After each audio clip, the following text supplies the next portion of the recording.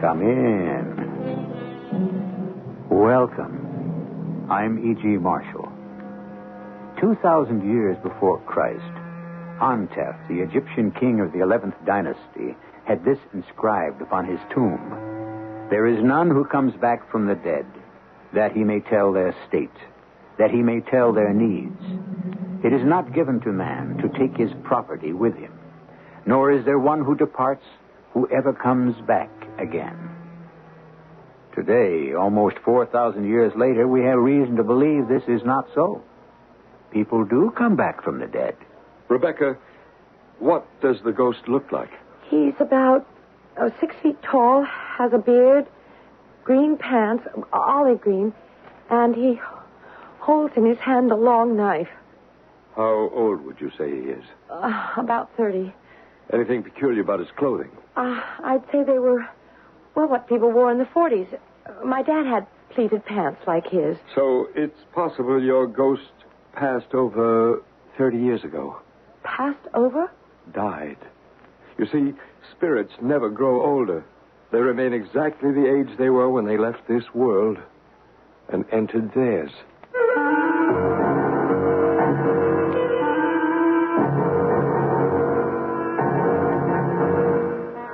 Our mystery drama, The Ghost with a Knife, based on a psychic case history reported by Bryce Bond, was dramatized especially for the Mystery Theater by James Agate, Jr., and stars Arnold Moss and Patricia Elliott.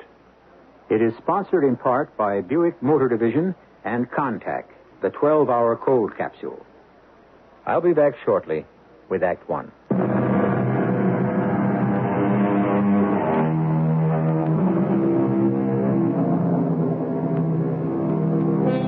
You sit around talking with friends, and someone asks, "Do you believe in ghosts?" For the most part, the non-believers are those to whom extrasensory experiences have never happened. But there are very many in this world to whom the spirits of another world are very real and active and cry to be heard.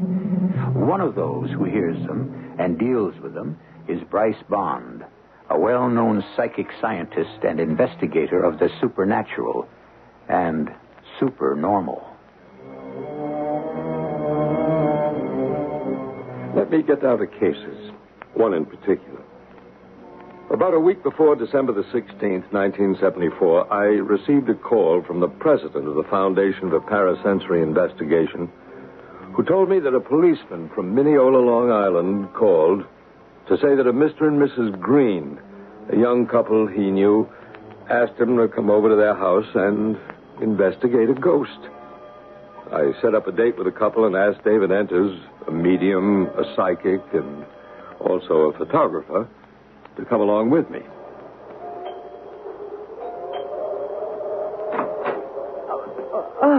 Come in. You are... Bryce Bond, and this is David Enters. How do you do? You can leave your overcoats here. I'll hang on to my camera if you don't mind. You're going to take pictures of our ghost, Mr. Enters? If I can.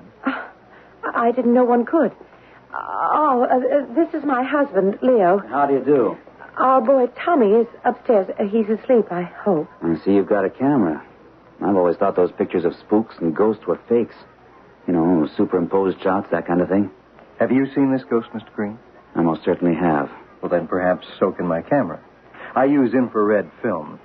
Wherever heat is generated in outline or even in considerable detail, it will register on the film. Oh, I had no idea. May we start? Mr. Green, Mrs. Green, I'll begin by asking you your first names. Rebecca. Rebecca.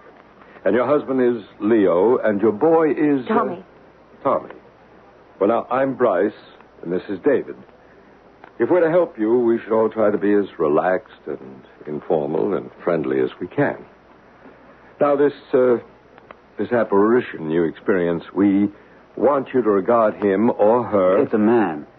Well, he's to be regarded as a friend. We don't want to antagonize or frighten him. We're the ones who are being frightened. He isn't really a very friendly spirit. He looks horrible. Rebecca, can you tell us when you first saw him? Yes. When I first... It all started Becky, may I? My wife is really very upset about this. You see, she's home most of the time, and I'm at work. So she's been under a much greater strain. I think I can be calmer. There it is. Those are the footsteps. We've sort of become used to our ghost walking up from the cellar. He's been doing that for months now. Leo, I can tell them. Tommy was the first to see the ghost. Tommy, my son. He came down one morning. He's only 4. And he said, Mommy, who's that man in my room? He said, I woke up in the middle of the night, and he was standing there. We didn't know what to make of it at first. I said to Becky, I think Tommy's having a nightmare. But it kept happening, night after night. That's him, coming up the cellar stairs. Then he opens the cellar door. He's doing it now, in the kitchen. Well, maybe he's showing off because you've got guests. Oh, no, he does that every evening. But most of the time you don't see him. He doesn't, what do you call it? Materialize. No, he doesn't. He just walks around invisible. And I don't like the idea of leaving my wife and son in a house with a strange guy. He's 6 foot tall. Will you excuse me? I'd like to go into the kitchen and have a look down those cellar stairs. I'll be right back. So he goes up and down the cellar stairs. That's right. Through the cellar, into the boiler room. Always follows a pattern. I think he's trying to attract our attention to something. We get the feeling he wants us to follow him down there. And do you follow him? Yes, we have many times, but there isn't anything special down there, so it doesn't make any sense. Cellar door was open. Went down a couple of steps, but I couldn't see a thing. Took some shots, but I don't have much hope. Well, there's nothing down there but the usual stuff people have in their basements. And the oil burner. Actually, 2 oil burners. We put in a new one last spring and just left the old, useless, rusty one where it was. Leo, how long have you lived here? Since right after last Christmas. Almost a year. It was December 29th, last year. The house was built in 1929, so the old oil burner didn't owe us anything. Anyway, all this started this past October. For weeks, we only heard noises, and then, as I told you, Tommy started to see the ghost in his room at night, and about a month ago, November, so did we. Well, I'm sorry we didn't know about this manifestation sooner. So am I. But Becky and I, we didn't know what to do. You know, people kid you. And remember Joe Forster, our friendly patrolman. Mm-hmm. What made you decide to tell a policeman? It's one thing just to hear noises. It's another thing to see a man 6 feet tall. But last Monday, I was alone here with Tommy. And he came at us with the knife.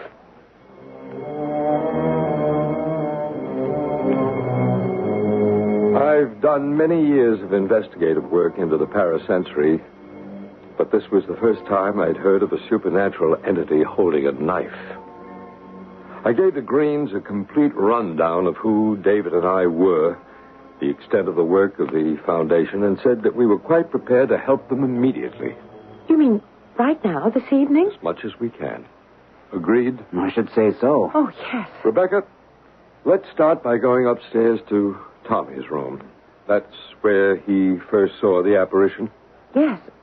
But I wouldn't like to wake him. It's not necessary. And Leo, would you take David down to the cellar so that he can have a look around? It's from the cellar the ghost always comes, yes? That's right. We think he must live down there. Just up these stairs, Mr. Bryce. Bryce. Here at the landing. That's our bedroom. Leo's and mine on the right. And Tommy's is on the left. Only Tommy has seen him inside his room. I first saw him here, outside Tommy's door. We're standing right where you're standing. What does he look like?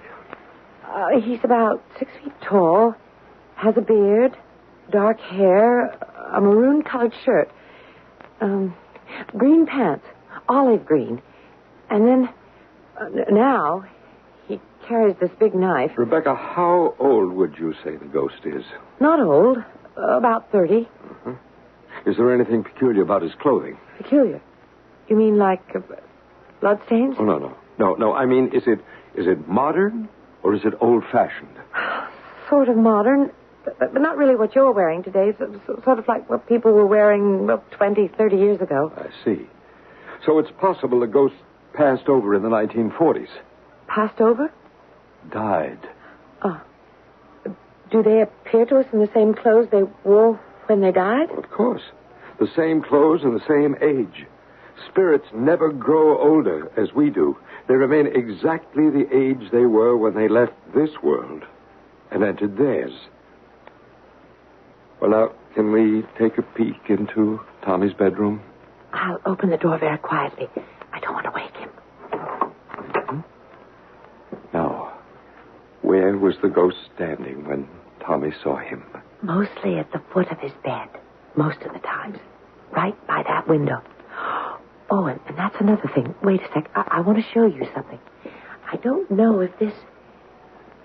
Would you take a look at this plant? Well, what is it? Or should I say, what was it? African violets. Could have used a little water. That's just the point. This morning, this plant was healthy and alive. I got it at the store. It's at least a tenth of... Well, I don't know how many plants or all kinds we've put in Tommy's room. And he loves growing things. We watch them, water them, but they all die. Overnight, they shrivel up. Have you seen enough? Yes, I have. How does Tommy react to the ghost? Well, you know, he's very little. But still... He isn't scared. But he's only 4. That's awfully young to understand fear. I'll tell you something I've noticed, Bryce. Whenever I go into Tommy's room, I feel good there. Can you explain that a little better? Well, in the rest of the house, I feel uneasy, almost like alarmed. But in Tommy's bedroom, it's really more peaceful. I've had the funny idea that maybe the ghost is protecting my baby, and that's why it feels good in there. Oh, there you are. Well, we explored the cellar. How's everything upstairs, Bryce? It's very interesting, David. As I said before, this ghost follows a pattern. No question about that. You saw nothing in the basement. Nothing visible, but I think, Bryce, we should consider that the old oil burner may have something to do with the ghost. Yeah, that had occurred to me, too, David. But what? Well, a number of possibilities, Leo. Somebody may be buried under the concrete. In our cellar?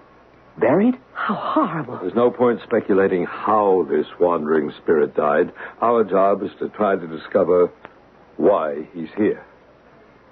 You know, I find it warm in here.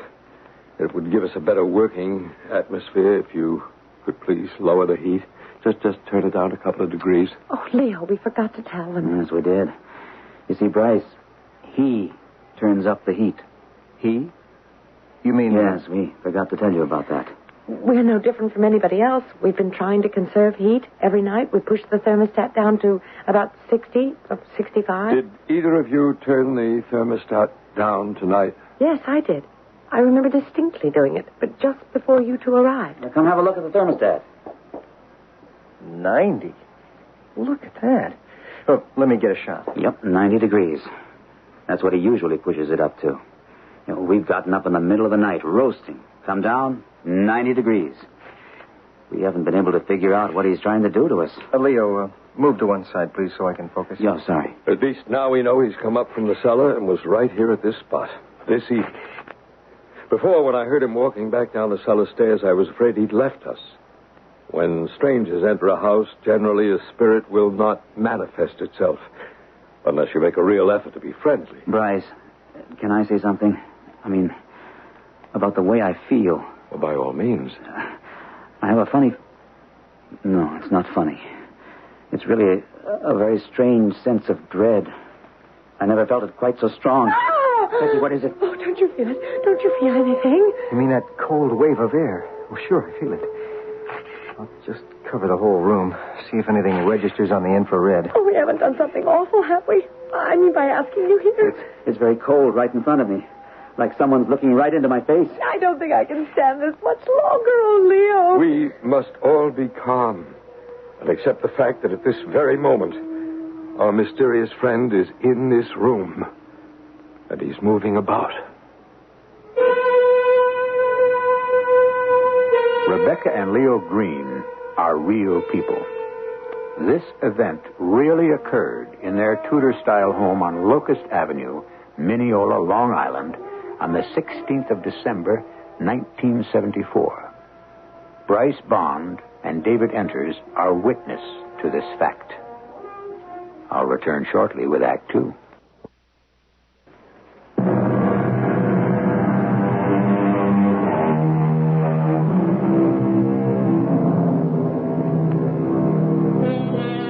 The lives of a young suburban couple and their 2-year-old son are suddenly turned topsy-turvy when their home is invaded by an apparition who appears to live in their cellar and wanders about their house day and night. To live in a house with a spectral stranger is unnerving enough, but when the ghost carries a long, dangerous-looking knife, it can be terrifying. Why is he here? Can he be made to leave? Bryce Bond, the parasensory scientist, picks up the account.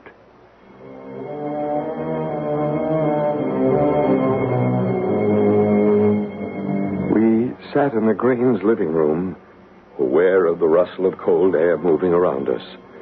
The vibrations I picked up made it quite clear that the ghost was in that room at that very moment.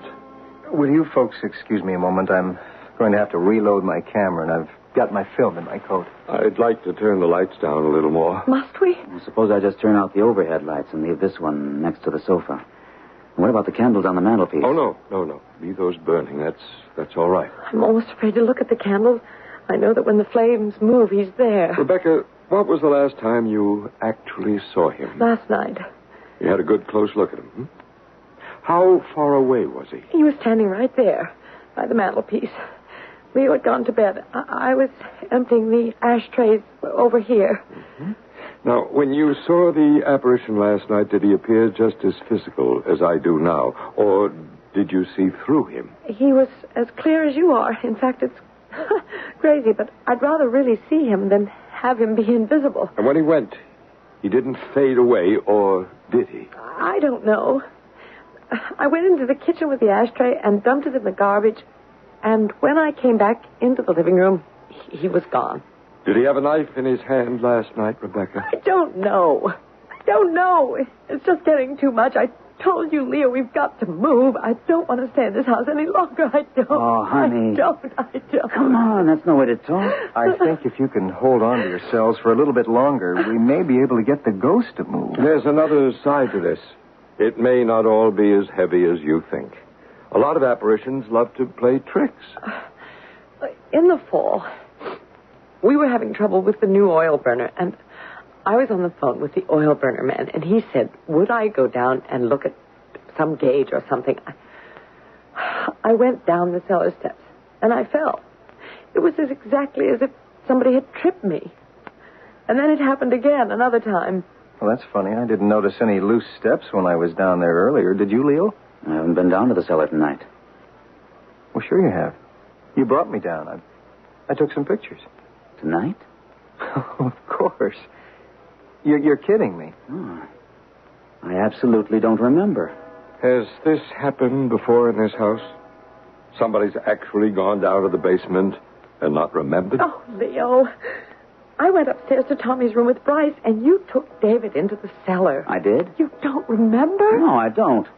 I did not go down to the cellar tonight. Oh, good Lord. Rebecca and Leo were working themselves up into quite a state, getting increasingly agitated. I knew the vibrations they were creating were negative and would make it almost impossible to communicate with a haunting spirit. I don't know if it's your imagination or mine. This happens to us every single night. Becky and I accusing each other of too much imagination. We even stopped having coffee with our dinner. Rebecca, how good is your imagination? Well, good as anybody else's, I guess. All right. Well, I'm going to ask you to use it constructively. Now, this is what I want you to do, Rebecca. It's a psychic technique we use if a person is bothered by a poltergeist or an astral form who's tied to the earth, as is your ghost with a knife. Now, I ask the rest of you to remain quite silent. Rebecca, I want you to imagine yourself in a ball of white light. Close your eyes. It won't hurt me. On the contrary, this white light, sometimes we call it the God light, because no evil force can penetrate it. Is the man an evil force? At this point, we don't know. He has a knife. I know that, Rebecca. But holding a knife doesn't necessarily mean he's a man with evil intent. His face. It's not a nice face. But just in case there is danger, superimpose yourself with, or let's say, contain yourself in a globe of white light. A large globe? Do you feel anything? Do you see anything? I have my eyes closed. I know that.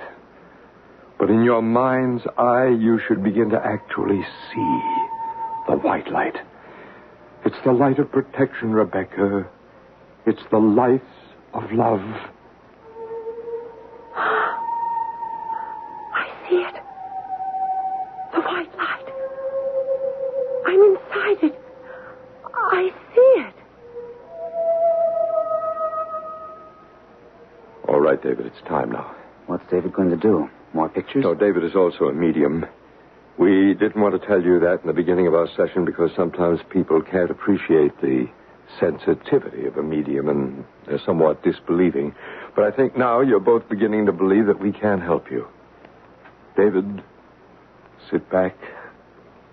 Be comfortable. Can you hear me?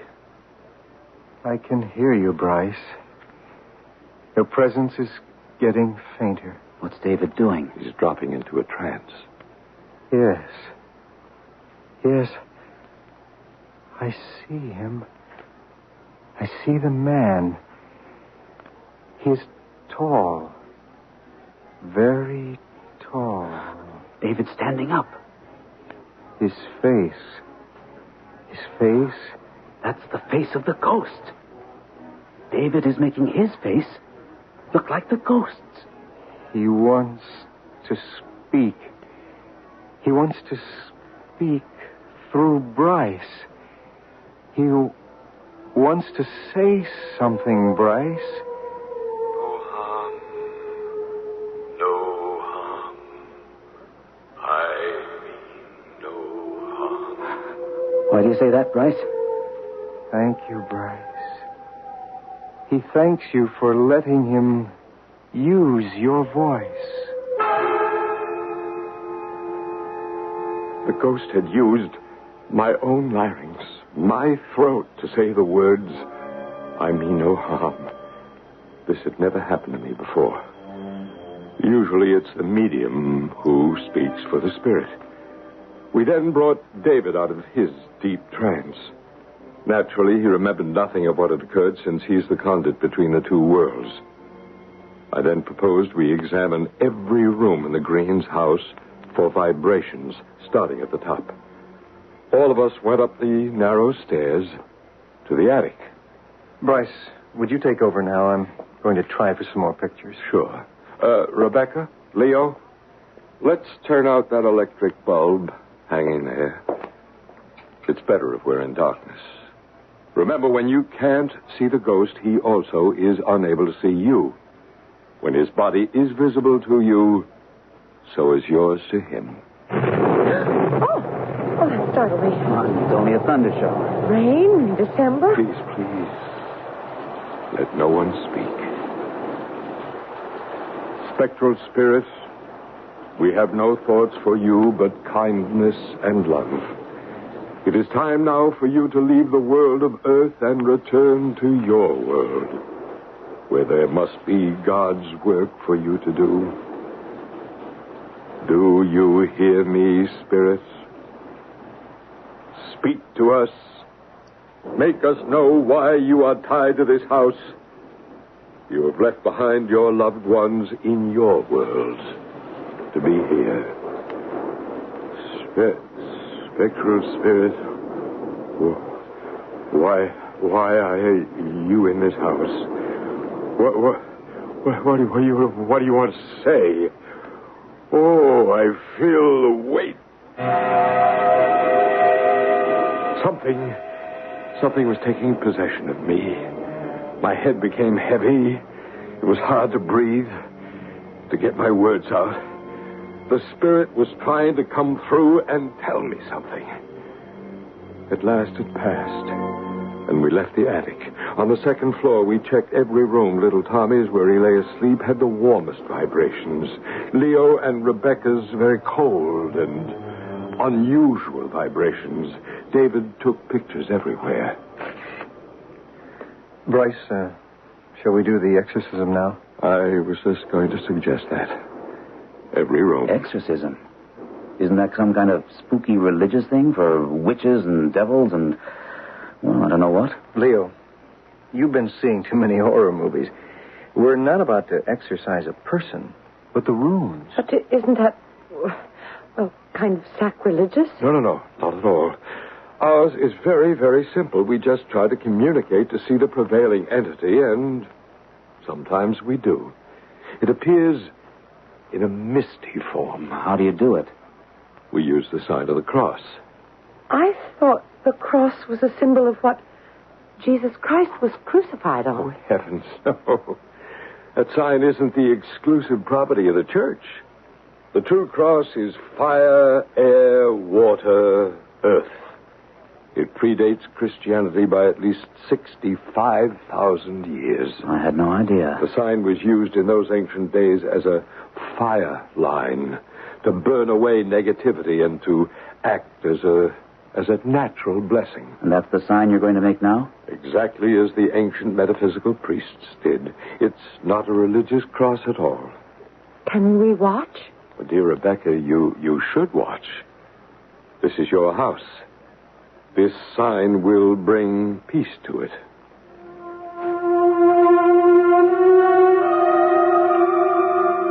We blessed all the walls of every room with our perfect cross.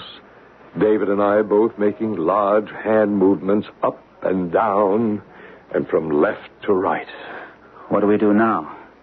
I think now, Leo, we've created a safer haven for the ghost, so we'll have another try at communicating with it. Why would you have to keep talking to that thing? That awful ghost with the horrible face and that knife. Why don't you just make him go away? We never did anything to anybody ever. Don't you see, Rebecca? If we can get it to tell us why it haunts you, the whole mystery will be solved. Now it's an it. Before it was a him. Is it real? Is it unreal? A thing or a person? Oh, it's too much for me. Bryce, may I explain? Please do, David. Look, Rebecca, Leo, the spirit world is not a world where there is no life. Those spirits, like the ghost with the knife, they have just as much love and compassion as you and I. And that's They why have love and compassion and act like he does? I'd say even more love. There's a reason for him being here. There is. I suppose I shouldn't be making such a fuss. Maybe he is just trying to tell us something. Well, that's what I'm hoping, Rebecca. So will you bear with David and with me? And that's 12 o'clock. Let's have another go at it. David? Leo, Rebecca, will you give us a chance? We do know what we're doing. 12 o'clock. Rebecca, I'm going to ask you again to turn out the lights and just leave the candles burning. David doesn't need much light to find his way into the other world.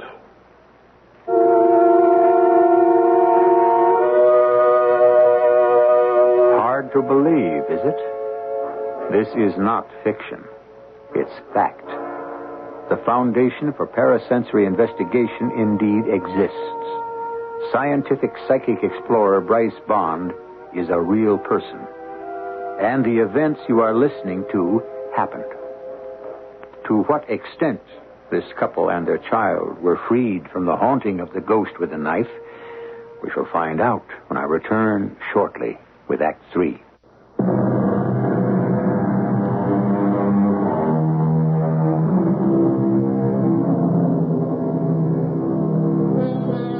When you enter a new world, you are a stranger until you learn the language. Everything is foreign, unexpected, almost mysterious, until you know the ABCs. So it is also in the world of mathematics, space travel, medicine, and science. So it is in this strange world of psychic phenomena. At last, Rebecca and Leo Green are trying to understand the key to it, as well as the key words to free themselves from this astral visitor. Bryce Bond continues.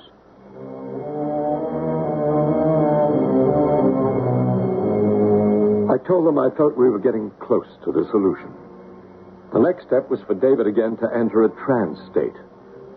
Trance state. Now, what's that, they wanted to know. I explained that through David, we'd be able to enter the mysterious land of the spirit side. I'm sorry I acted like that, Bryce. It was stupid of me, especially when I believe we're on the home stretch. I really do want to know. So do I, every step of the way. And you were telling us about trance state, Bryce. It's a state of being and non-being. For instance, when I do my healing, I drop down into a trance state, meaning myself, my ego, the Bryce Bond ego, leaves me, as David's is leaving him now. Why do you do that? Can we have silence, please? David is freeing himself so that he can channel all the energy from above. You see? Now watch him.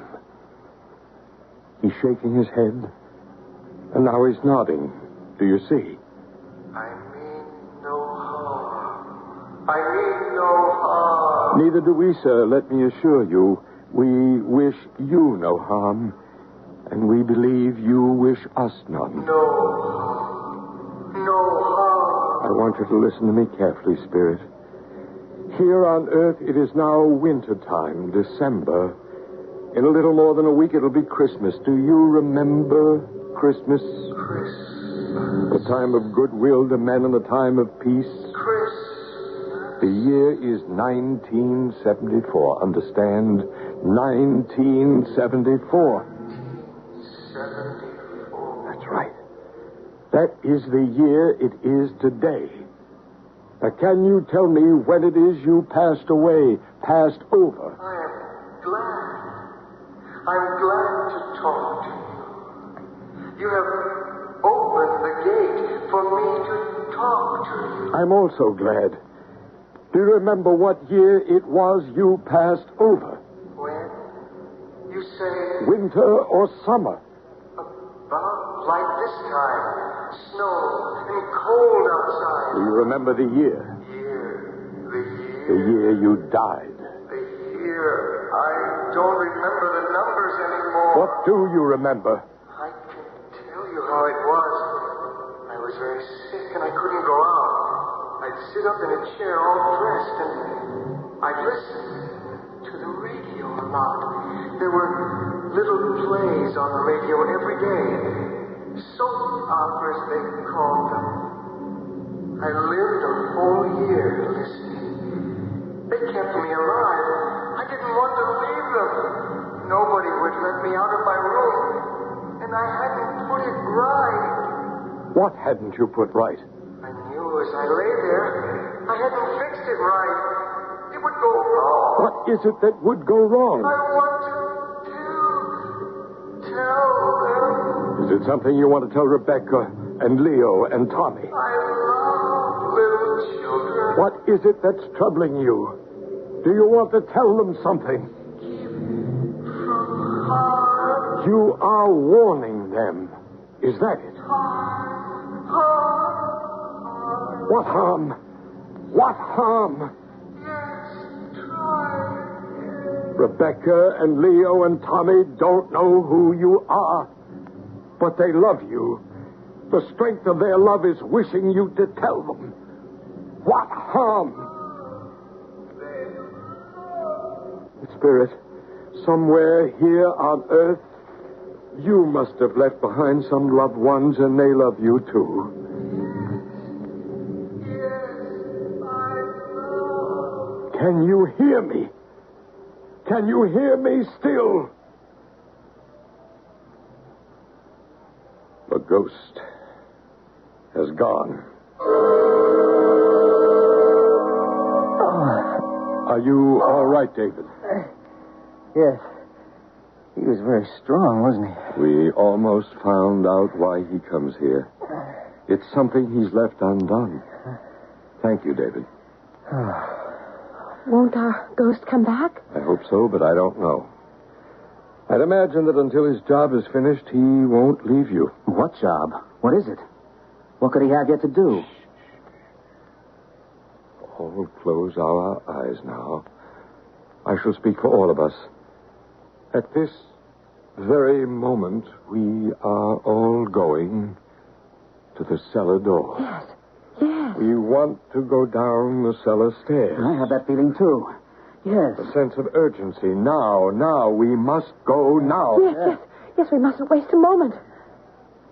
There was no question about it. It was a pull as strong as gravity. We all knew we had to go down to the basement. I led the way, and then, strangely enough, like Rebecca had done before me, I, too, tripped on the last step and almost fell. There he is. Over there. By the cellar window. Oh, yes. I hope I've got enough film left in the camera. He's coming this way. He's moving over to my workbench. Friend, what is the warning you have for us? Show us. He's doing something with his foot. Remember, dear friend, we wish to help you do what you have left undone. Then you can return to your world. Can you hear me? Can you understand me? Bryce, I don't want to take any more pictures. I have a strong sense of unity with him now. If I'm in a trance state, accept that and do whatever he says to do through me. Of course, David. The pictures are not important. Now I have exactly the same sense of haste, of something to be done quickly. Oh, there he goes. Into the oil burner room. Stand back. There are gas leaks down here. What? Back. Danger. What leaks? I've never smelled anything down here. Good Lord, yes. It is gas. Do something now. Now. Hurry before it's too late. Emergency service, Island Lighting. Yeah, this is Leo Green, 1447 Locust Avenue, Mineola. There's a gas leak in our basement. Will you send somebody over right away? Green, 1447 Locust, Mineola. You have your oil burner on right now? Becky, do we have the oil burner on right now? Of course we do. Can't you hear it? Yes, we do have it on right now. Do you have a red box marked emergency switch? Just a moment.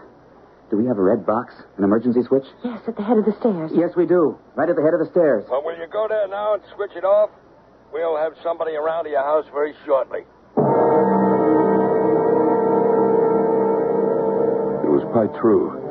The message relayed through David by the ghost. There was a gas leak. It had been seeping for quite some time. The power company told the Greens that had they not been alerted, in a matter of hours, their house on Locust Avenue might have gone sky high in an explosion. Everything was turned off and made safe by 3 in the morning. We were all sitting around in the kitchen, finally having some coffee. All those days and nights of not knowing. Oh, and now it's all over.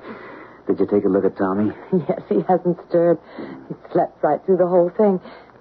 Funny, when I went up to check on him, I felt this very warm vibration, and I thought, I know.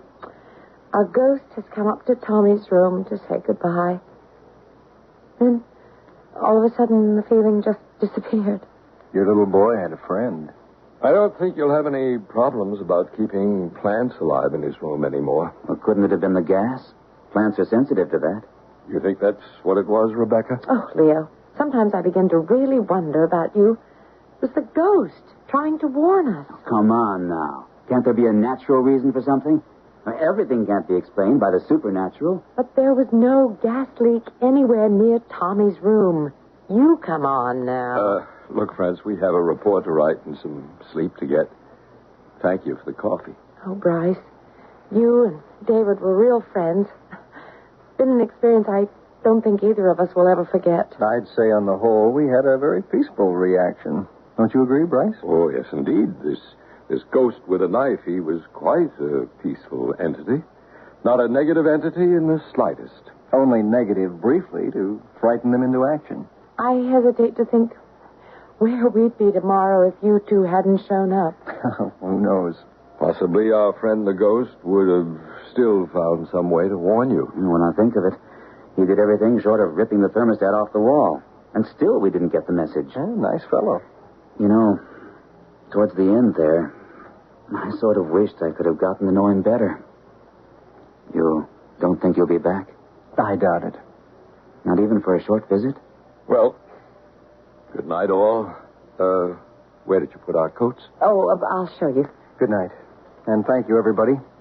We'll let you know if my pictures show anything. I mean, David, didn't you feel that way? That you'd like to have known the ghost better? I would. Leo, who knows? If everything hadn't worked out, then maybe yes. You might have gotten to know him real well. You might have spent Christmas with your ghost in his world.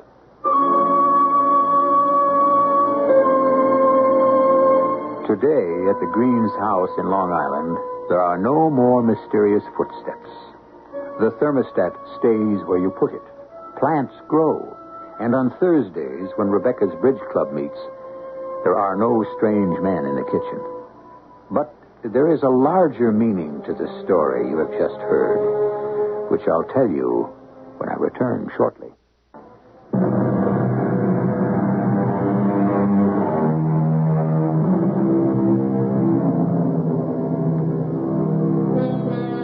You have heard how, step by step, a higher intelligence tried to communicate danger to an average couple living in an average town.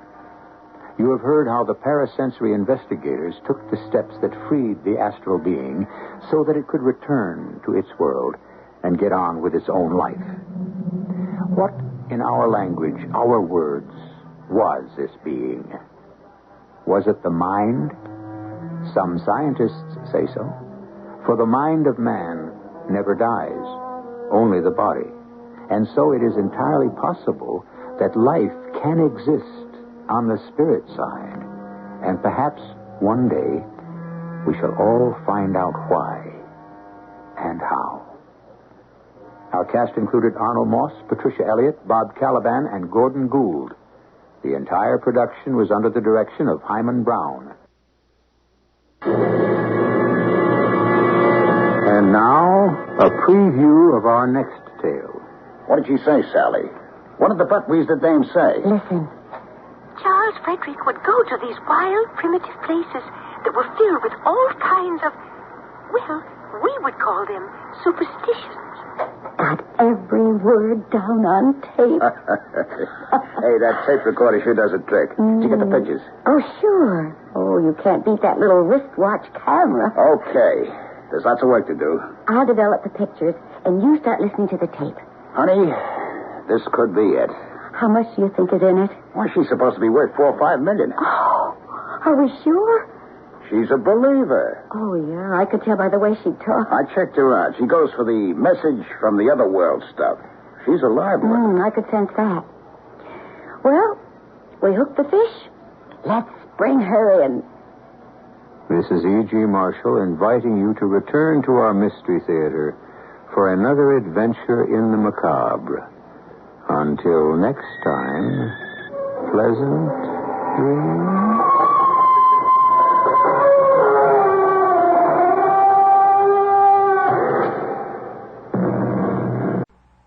And now, Mystery Theater.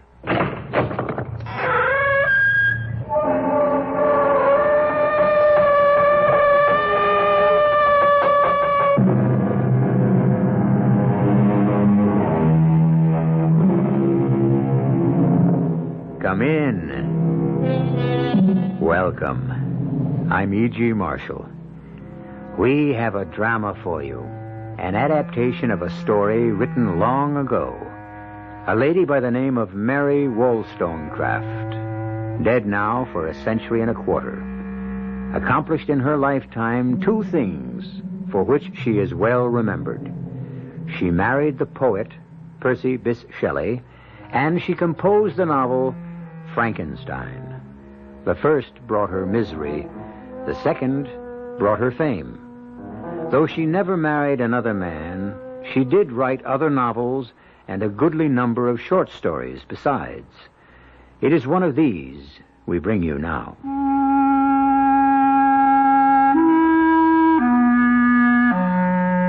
Why tell a tale of impious tempting of providence and soul-subduing humiliation? Why? Answer me, you who are wise in the secrets of human nature. I only know that it is so. And in spite of strong resolve, of a pride that too much masters me, of shame and even of fear, I must speak.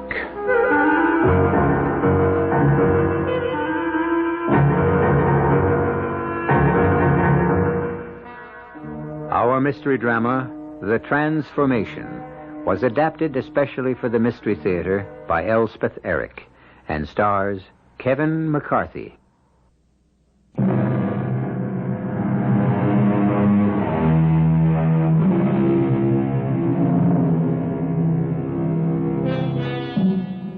The background for our tale of horror is the proud and beautiful city of Genoa, which looks down upon the blue Mediterranean Sea where the northern coast of Italy curves toward France. It was in Genoa that our hero was born, and on the shore of that sea that his strange adventure, or should we say misadventure, began.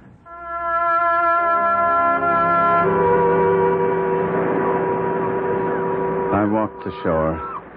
The waves sounded in my ears. The air was gray and dismal, and above the horizon black clouds loomed. The scene reflected my own mood, misery and desperation flooding over me, and a crushing sense of my own helplessness. Memories flitting shadow-like through my tortured mind. Memories of days past when I had lived with my father. I was born with, I freely admit it, a most imperious, haughty, and tameless spirit. The words of our confessor, Father Pellegrini, echoed in my head. Your father seems a tyrant to you, Guido. I know that. But you have no mother, and someone must check the wild impetuosity of your character. You must respect your father's wishes, Guido. But I did not. The only hope of my rebel heart was to be a man, free, independent, or, in better words, insolent and domineering. Ah, Guido, what is to become of you? My father had one friend, a wealthy Genoese noble, the Marchese Terrella, who, in a political tumult, was sent for a time into exile. Like my father, he was a widower with one child. A little flower of a child whom he left under my father's guardianship. You will take care of my precious daughter, will you not, Guido? You're several years her senior. You will be her protector, her defender, will you not? I had only nodded my head, but my heart had said much more. My heart had given glad shouts that this exquisite child was to be put into my care. Though words would not come to my lips, this little child, this Juliet, had held out her tiny hand and placed it in mine with such simple trust and affection that then and there I knew I had met my fate. Guido? We grew up together, she and I. When I was 11 and Juliet 8 years of age, a cousin of mine, much older than either of us, he seemed to me to be quite a man, took great notice of my playmate, and one day he called her his bride and asked her to marry him. And when she shrank from him, he insisted and drew her towards him. I had watched the odious scene, and with the emotions of a maniac, I threw myself upon him. Guido! I strove to draw his sword. Failing in that, I clung to his neck with a ferocious desire to strangle him. Guido, no! Boys! Guido, loosen your hold! I'm ashamed of you. No, don't try to explain. I know the bully was trying to force himself on our little Juliet, and I know you had to come to her aid, but Guido, had you not been too small to draw his sword from his scabbard, who knows what you might have done? Father? Your actions were a great sin. Come with me to the chapel, and we will pray for your impetuous soul. This I did. And that very night I returned to that same chapel, holding little Juliet by the hand, and in that holy place I profaned her child's lips with an oath that she would be mine forever, forever only mine. Well, those days passed away. After a few years, the Marchesa Torella returned from exile and became wealthier and more prosperous than ever. When I was 17 and Juliet a blossoming 14, my father became gravely ill.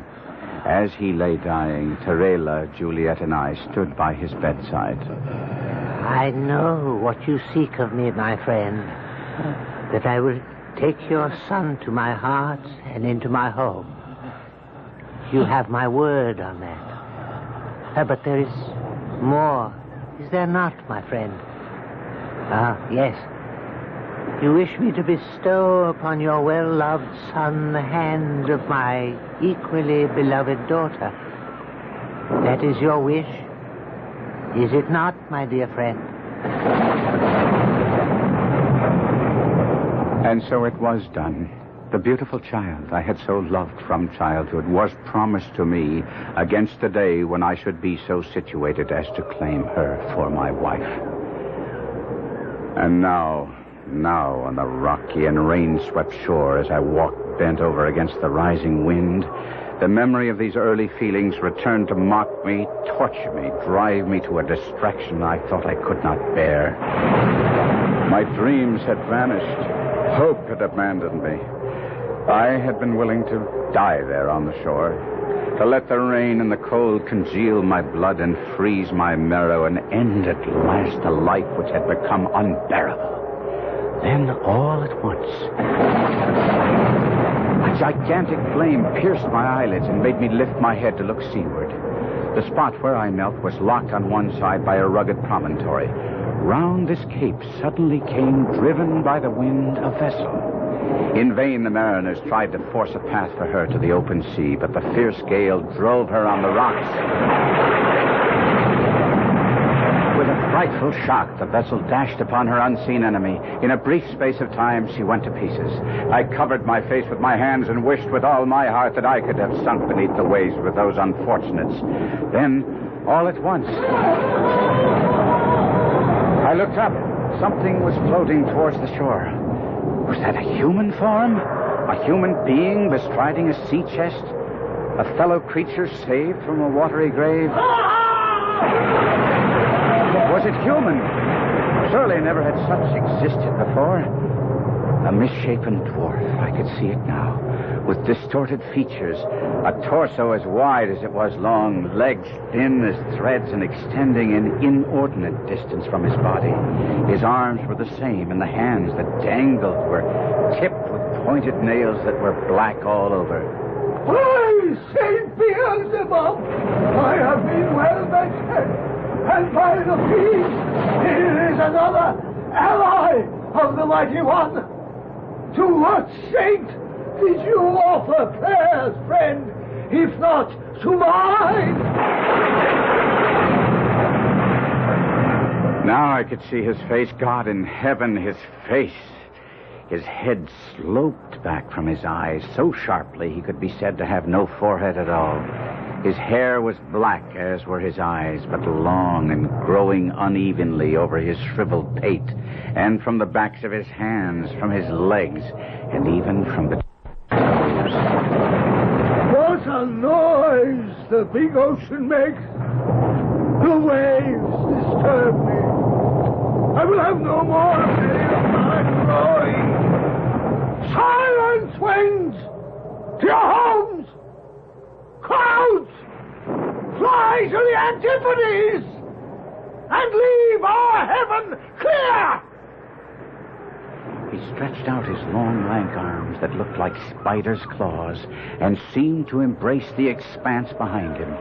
Was it a miracle? The clouds became broken and fled. The azure sky first peeped out and then spread a field of blue above us. The sea grew calm. Come! Don't be frightened, friend. I am good-humored when pleased. And something does please me in your handsome face, though you look a little woebegone. Shall we be friends? He held out his hand. I could not touch it. Oh, well, then, companions. That will do as well. And now, while I rest after the buffeting, tell me why you wander thus alone and downcast on this wild seashore. Have you no home? I have a home. Then why are you here? I dare not go there. Tell me, is it a woman? What?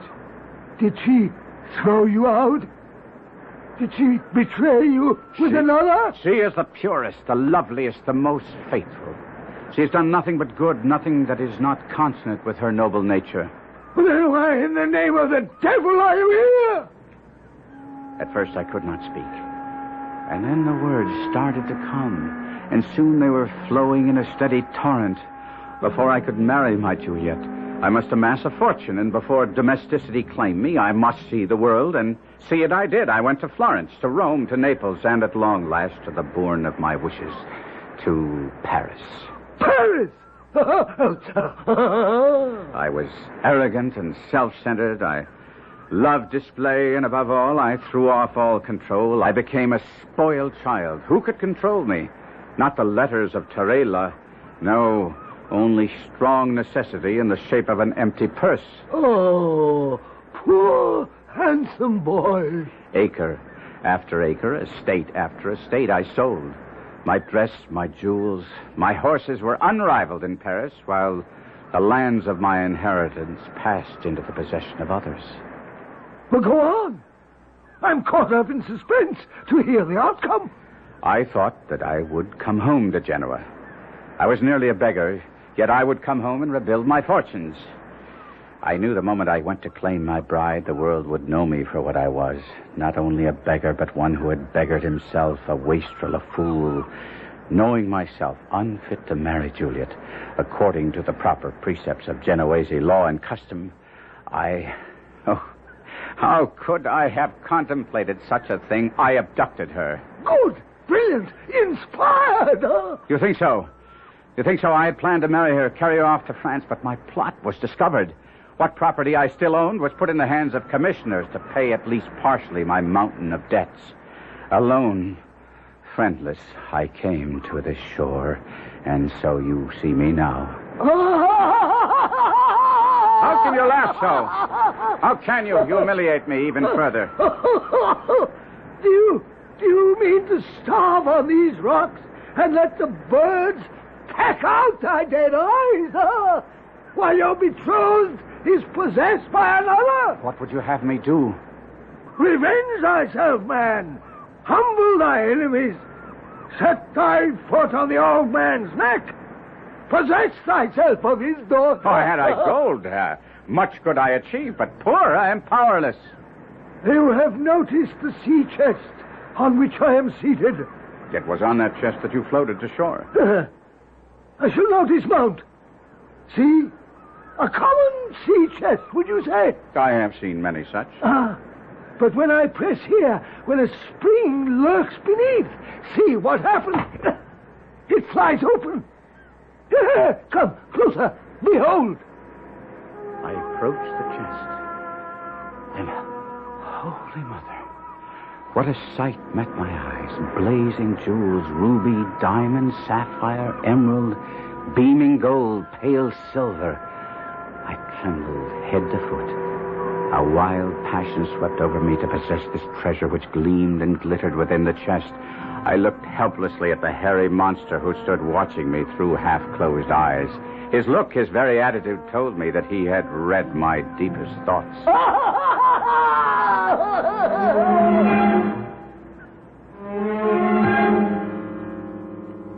Can it be that from horror comes beauty? Can hope be born of despair? Even as the winds die down, the thunder ceases, the waves subside, and the wind quietens, there comes the suggestion, only the suggestion, mind you, of the sun's revival, the heralding of a clearer day and a fairer sky. We will be back shortly with Act Two.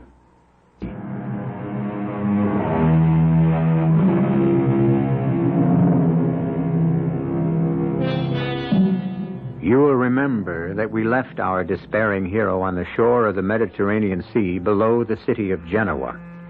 He had poured out the story of his wasted life, his extravagance, his self-indulgence, his profligacy, into the ear of a misshapen monster who had survived a shipwreck by floating to land on a small sea chest.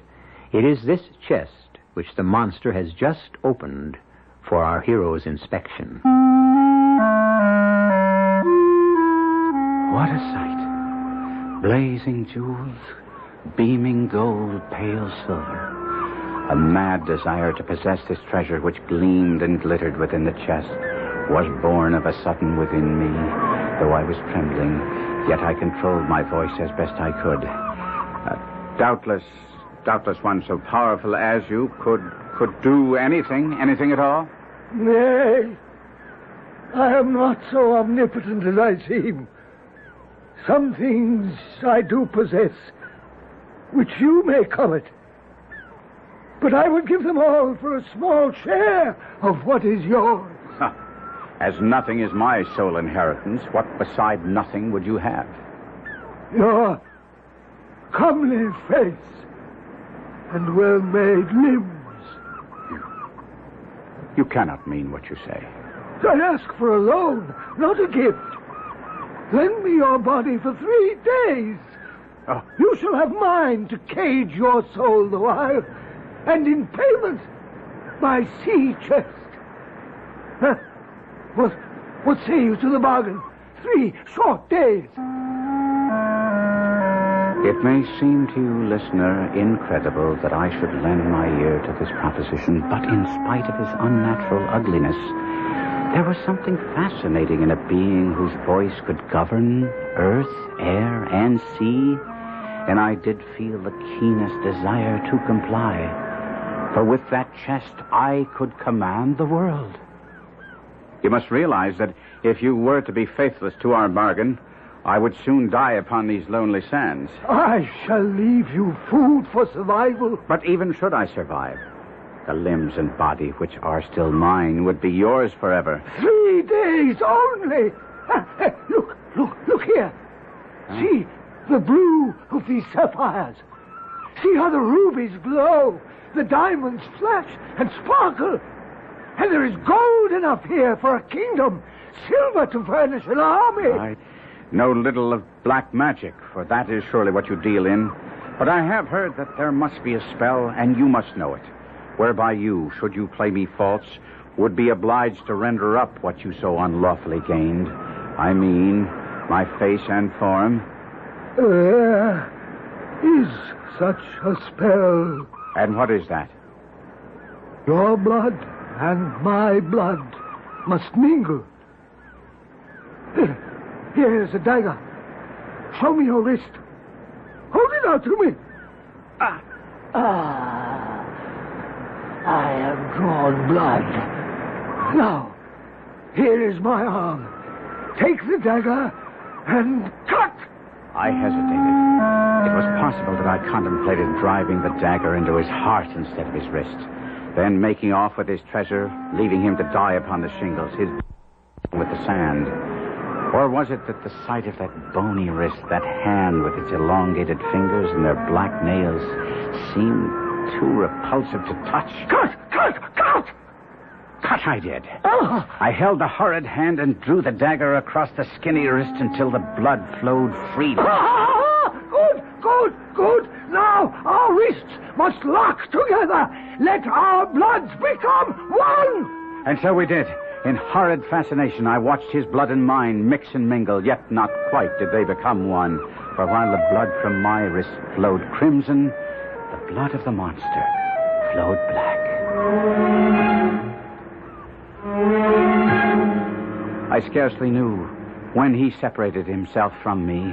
My eyes were fixed upon the treasure chest. I let the jewels run through my fingers. I caressed the gold. I stroked the silver.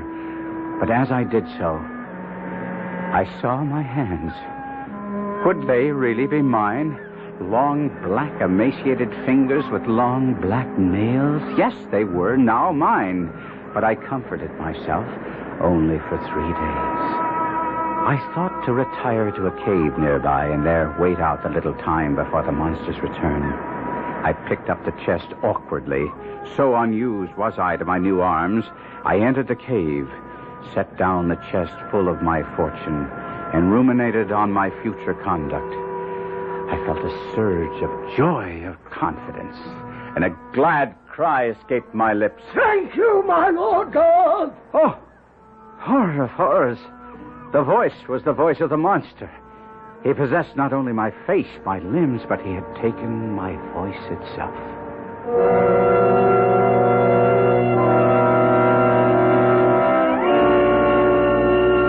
Two suns had set. The third dawned, slowly paced the bright orb up the eastern sky. Long it lingered in the zenith, and still more slowly wandered down the west. It touched the horizon's verge. It was lost. The evening star shone bright. I thought to myself, he will soon be here. And for the second time, I shouted aloud for joy. At last! At long last! But he came not. By the living heavens, he came not. Night dragged out its weary length, and the sun rose again on the most miserable wretch that ever upbraided its light. I dreamed that I was at Juliet's feet, and she smiled and spoke my name.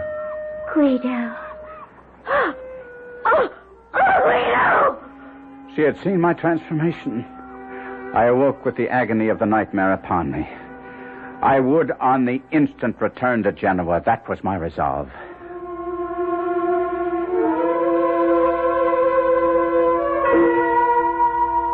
I began to walk towards Genoa. I was somewhat accustomed to my distorted limbs. None were ever so ill-adapted for straightforward movement, and it was with infinite difficulty that I proceeded. I tried to avoid the hamlets, for I was unwilling to make a display of my hideousness. But I was not always successful. What is that? Sweet Savior, what is crawling up the path? It's a spider! A spider the size of a man! Maria, get in the house. Quickly! Quickly! I had the wild notion that I might beg at her house for food, for I had brought none with me. But I understood immediately that there would be no food here. No help of any kind. Wait, Maria! Hand me my broom!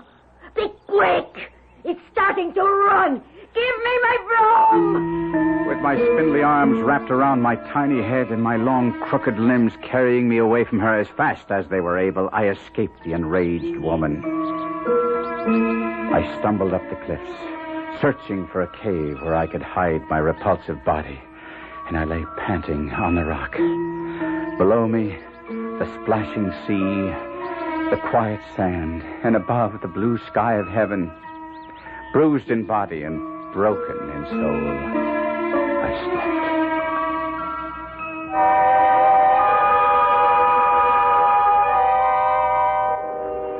I rose next morning with the sun and continued my journey. I walked as best I could, but it was dark before I approached the outskirts of Genoa. The weather was so balmy and sweet that I conjectured that the Marchesa and his daughter might have left the city for their country retreat. It was from this Villa Terrela that I had attempted to abduct Juliet. I had spent many an hour reconnoitering the spot and knew each inch of ground well. It was beautifully situated and bosomed in trees. As I drew near, it became evident that my conjecture had been incorrect. The Villa Terrela was lighted up. Strains of music were wafted toward me by the breeze. The country people were all flocking about. I longed to address someone, to inquire the occasion of so much festivity. But I thought I might, from some hiding place, hear others discourse, and in some way gain intelligence of what was going on. So, entering the walls that were in the immediate vicinity to the mansion, I found one dark enough to veil my excessive frightfulness. There, amid the shadows, quivering with fright and dread, I heard footsteps. 2 pairs of footsteps approaching along the gravel path. A beautiful night for the gala, Father. A happy omen of tomorrow's ceremony, Marchese. I do believe it will be a blessed union, Father Pellegrini. Do you not? By all the saints, my friend, I sincerely believe it. Guido has changed, Father. He is truly penitent, truly reformed. I feel that. He is the prodigal returned, Marchese. Father Pellegrini, it brought tears to my eyes when he so humbly, yet with such dignity, asked permission to call himself my son. And you pardoned him? Ah, with joy and love in my heart. And fast upon the pardon bestowed on him the gift of my lovely child, my Juliet. You have acted nobly, Marchese, with magnanimity. Wisely, too, I trust, Father. I believe so. My heart died with horror. I had done all this. On the morrow, my once promised bride was to pledge her vows to a fiend from hell, all because of me, oh merciful God. The anguish was too great to bear, and scarce knowing what I intended, I grasped the dagger that the monster had used to sever both our wrists, and I plunged it in my breast.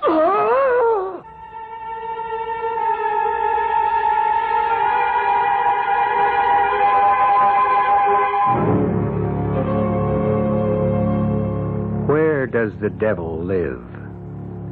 How does the devil speak? What does he look like? What powers does he possess? And how may he be disarmed? We know not neither his abode, nor his voice, nor his face or form. Yet, since the inception of the race, we have believed that by some supreme effort he can and must be driven off. We shall return shortly with Act 3.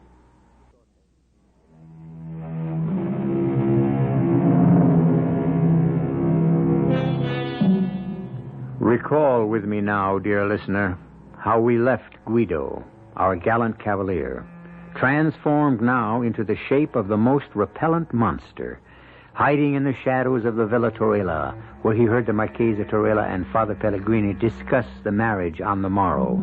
His long-loved Juliet was to marry the monster who now appeared to be, and everyone believed to be, Guido himself. The anguish was too great to bear, and scarce knowing what I intended, I grasped the dagger and plunged it into my breast.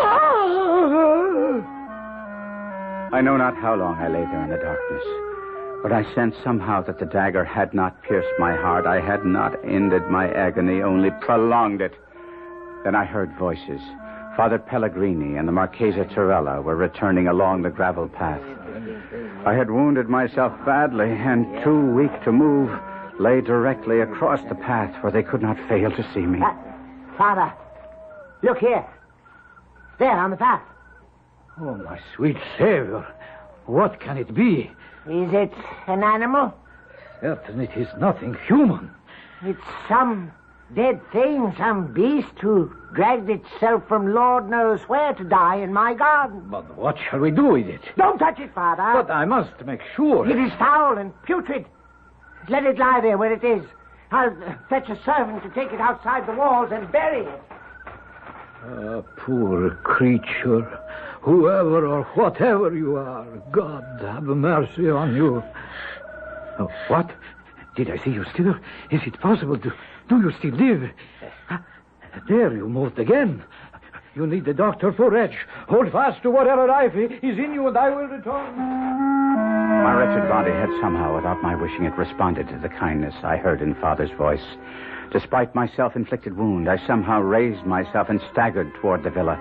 Wild thought races through my brain. Could God permit the foul union slated for the morrow? I hid myself among the trees. The garden grew deserted. The gates were closed.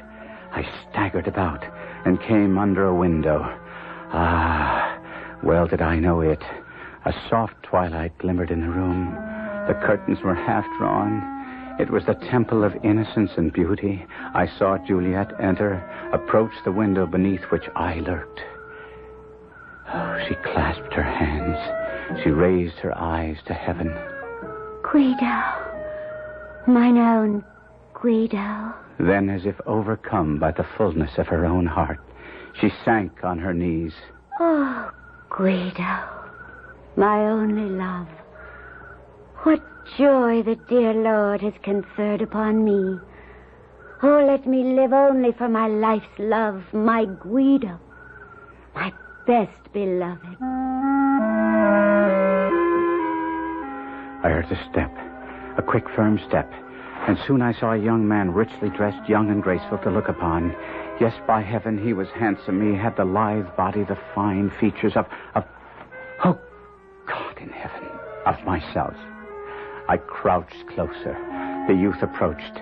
He paused beneath the window. She arose, and again, looking out, she saw him. Guido, oh, my love. The guests have gone. My dearest, you must go too. It is not seemly that we should be together like this until after tomorrow's happy meeting. I will not go. Ah, sweet, could I press one kiss upon thee, I could repose. And then he approached, and I thought he was about to clamber into her chamber. I had hesitated not to terrify her.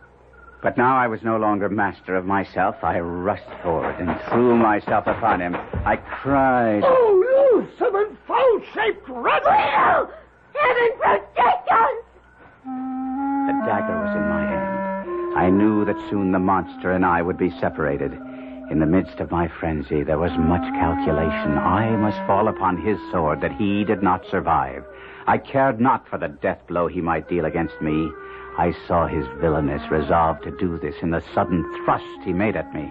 I threw myself on his sword, and at the same time plunged my dagger with a true and desperate aim in his side. We fell together, rolling over each other, and a tide of blood that flowed from the gaping wound of each spilled on the grass. And in the moonlight I saw that my wound shed blood that was crimson, while from the gash I had made in his side flowed blood that was black. More I saw not, for I had fainted.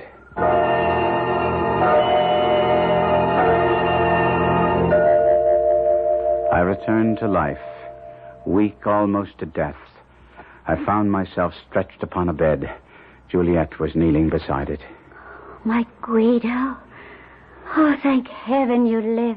Juliet. My love. The voice in which I spoke was mine own. Mine. Not the horrid screech of the monster, but mine own. My dearest one. My sweet love, I have a strange request to make of you. Anything, my heart. Bring me a mirror. A mirror? I must have a mirror. Oh, do not agitate yourself, my darling. I will fetch you a mirror. But you must not be shocked at what you see. Quickly, quickly. Here it is. Give it to me. You are wan and pale after last night's encounter. How? By the mass, I think myself a right proper youth. Your color will return. Do not condemn me. No one knows better than I the value of his own body. No one, probably, except myself, after having had it stolen from him. Whatever are you saying? Are you feverish? Perhaps a little. I have endured much. Are you strong enough to see anyone? My father and Father Pellegrini are just outside the door. Ask them to come in. They are so happy that you are recovering. Do come in. He is anxious to see you. Guido, my boy. Marchese. You look well, Guido. A little pale, that's all. The doctor says that in a few weeks' time you will be up and about. And well enough for the wedding ceremony. Do you have any pain? None at all. Oh, hardly any. And what small pain I may feel, all is washed away by the happiness in my heart. The monstrous creature you killed last night. He is dead. We believe you mortally wounded. You believe? You do not know? There was nothing but a pool of blood. What color was the blood? What color? Why, scarlet red, like any blood. Why do you ask? No reason.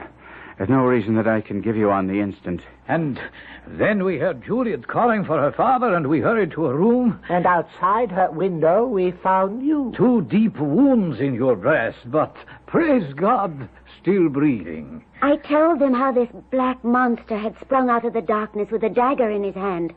how you had drawn your sword. Wait, all of you. Where is this black monster now? Is he still beneath the window, or has he been carted away? We never found him. Never saw him again. Doubtless he crawled away to die outside the gates. None of the villagers ever caught sight of him. None. We have inquired of all who were there. Oh, Guido, my dearest, why trouble yourself? I wish to know that he is dead. But why, my darling? One day, when I am stronger, I shall tell you, and you too, Marchesa, and you, Father, all I know of the monster.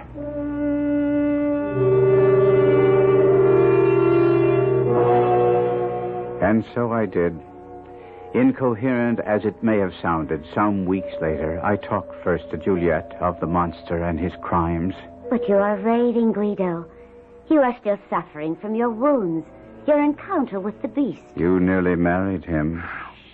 Hush, my darling. Speak no more of that dreadful encounter. It has left you fevered and distressed. But do not fear, my heart. I shall tend you and nurse you back to health. And once we are wed, you will forget the black monster forever.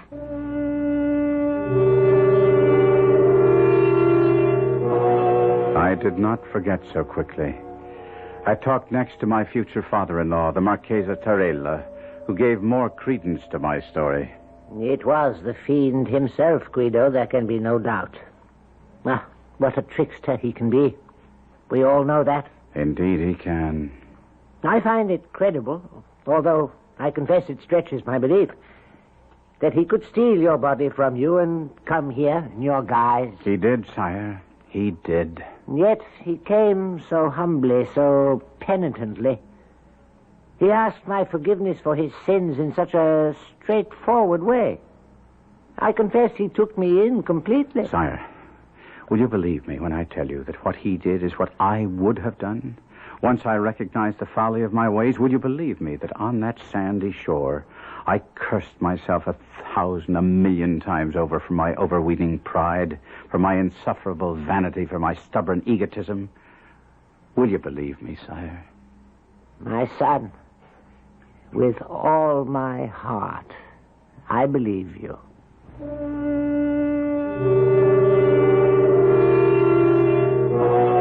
But when I told Father Pellegrini the story entire, his idea differed from either Tarella's or Juliet's, and it is his interpretation of the strange events that I most favored, and favor to this very day. I am of the opinion, Guido, that it was not the fiend, nor any demon, who made the fateful bargain with you that day, your body in exchange for his wealth. No, I think it might rather have been a good, not an evil spirit, sent by your guardian angel to show you the folly of your pride. I did not again visit that strip of sand where I met the monster, nor did I seek for the treasure. The work of my bodily cure and my mental reform went on together. I have never, it is true, wholly recovered my strength. My cheek is paler since, my person a little bent. My wounds still trouble me, and Juliet sometimes alludes bitterly to the malice that caused this change. But I kiss her and tell her all is for the best. I am a more faithful husband, and but for those wounds, never would I have called her mine.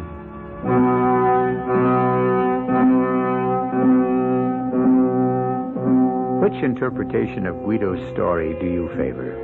Juliet's, the Marchesa Torella's, or Father Pellegrini's? Was it all the product of a fevered brain, or was the monster in truth a demon from the netherworld bent on destruction? Or was he sent by Guido's guardian angel, a kindly spirit in hideous disguise, to restore to the young man his sanity and good judgment? We leave it to you. I'll be back shortly.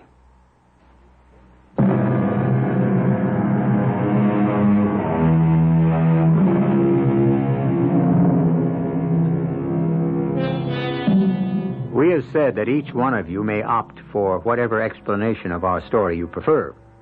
Was the monster a vision, a devil, an angel?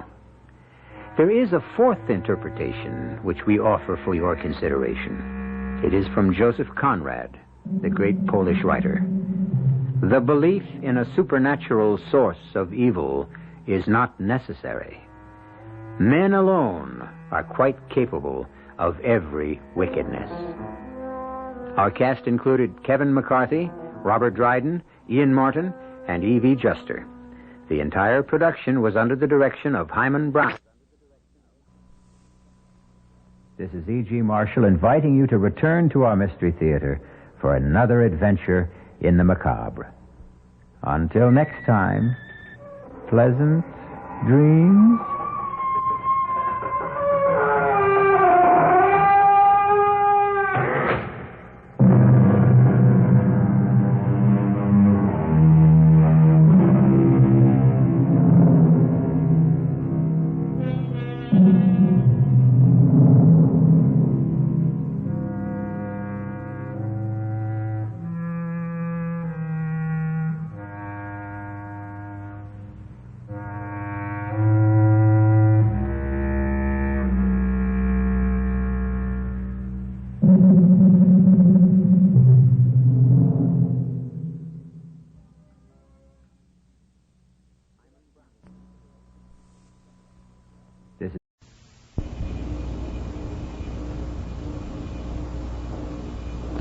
Radio Mystery Theater presents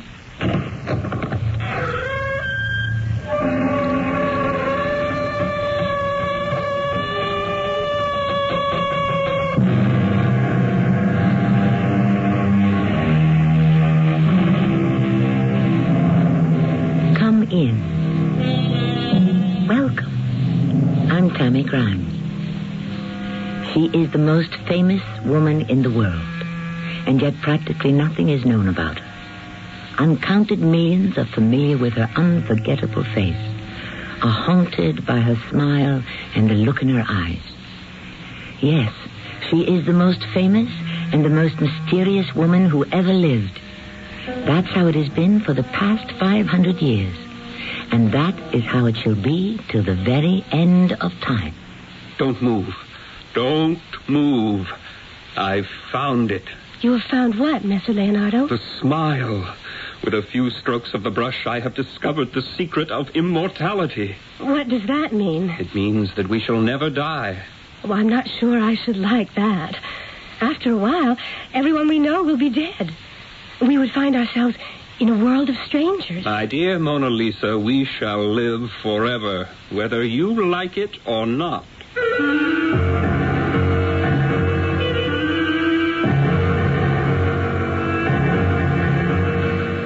Our mystery drama, Why Is This Lady Smiling, was written especially for the Mystery Theater by Sam Dan and stars John Vickery. I'll be back shortly with Act One.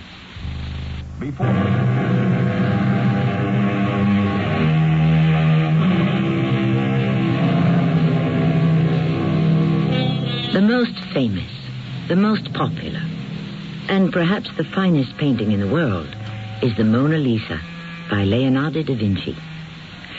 You are captured immediately by the haunting smile, the unforgettable eyes. For more than 500 years, she has fired the imagination of writers, composers, philosophers, and poets.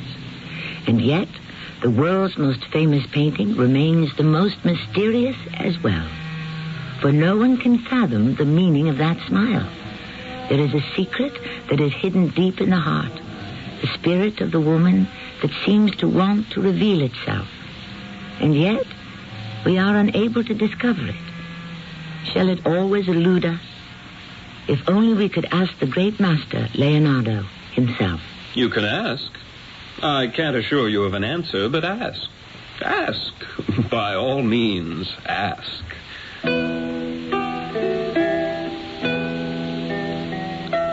My name is Leonardo da Vinci.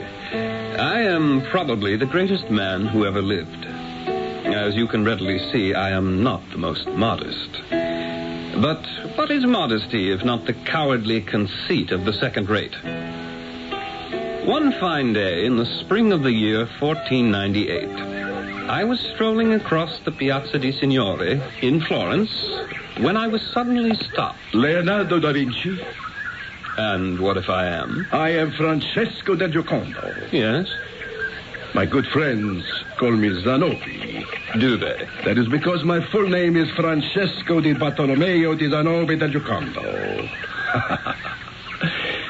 I am in the silk business. I see. And I am quite prosperous. Is there anything else I should know about you? I have a wife. You have a wife? A very young and very beautiful wife. We have recently been married. Her name is Lisa. Ah, Mona Lisa. She is my third wife. Your third? You are indeed an optimist. Oh, the other two died, the poor creatures. One of the fever, the other in childbirth. They were the wives of my youth. Lisa is the wife of my middle age. Tell me, Monsieur Zanobi, how shall this knowledge of your affairs enrich my life? You cannot guess, Signor Leonardo? You, who are among the greatest painters of our age? I was wondering if I might commission you to paint her portrait.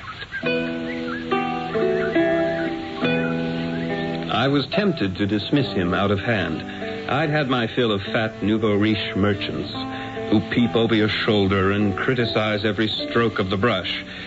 But my purse dangled too lightly from my belt. I couldn't afford to turn him down. But neither could I afford to acquiesce too quickly. I'm not sure I have the time, Monsieur Zanobi. Signor Leonardo, my wife is quite young. She has a very simple face. How long should it take to paint her? I'm sure you could dash the thing off in a few days. A few days? Very well, a week. Messer Francesco di Bartolomeo di Zanobi del Giocondo, permit me to pass. Messer Leonardo, please, I implore you, wait. What did I say? I beg you, do not be angry with me. I shall paint her portrait for 500 ducats. 500? In gold. Such a sum would ruin me. There are painters who will work for less. Good day to you, Mr. Zanobi. 250. As a matter of fact, there's a most promising young man, Buonarroti. 300. Michelangelo Buonarroti. He wouldn't do such a bad job. I will give you 325. Mr. Zanobi, please understand, I do not wish to paint your wife's portrait. Art is long. Life is short. 350? Why should I waste precious time painting the wife of a silk merchant? For what? Mere money? I will instead do a portrait of one of our holy saints on the wall of a church, and my soul shall receive its reward in heaven. 375. Not one penny more. I'll take it. I tell you this part of the story because the very first thing you should know about the Mona Lisa is the fact that I almost didn't paint it. The truth is, I was quite busy. I wasn't merely a painter and sculptor like, say, that pushy and precocious young Michelangelo.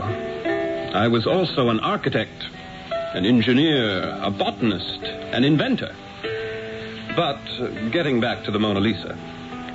A few days later, her husband brought the lady to my studio. Signor Leonardo, may I present my wife, Lisa.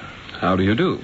My dear, this is Leonardo da Vinci. And now that you have brought her, Mrs. Zanobi, you may leave her and call for her at 4 this afternoon. Why can't I stay? You would be in the way. I can't think of any occasion when a woman's husband would be in the way. And I can think of 3. When she's having an affair, when she's giving birth, and when she is sitting for her portrait, which symbolically is a combination of the first 2. And now, Mrs. Zanobi, shall you excuse us? Leonardo da Vinci, I understand your position. I would never dream of telling you how to apply your paint to your canvas. However... However... She has a very nice smile. You can see it.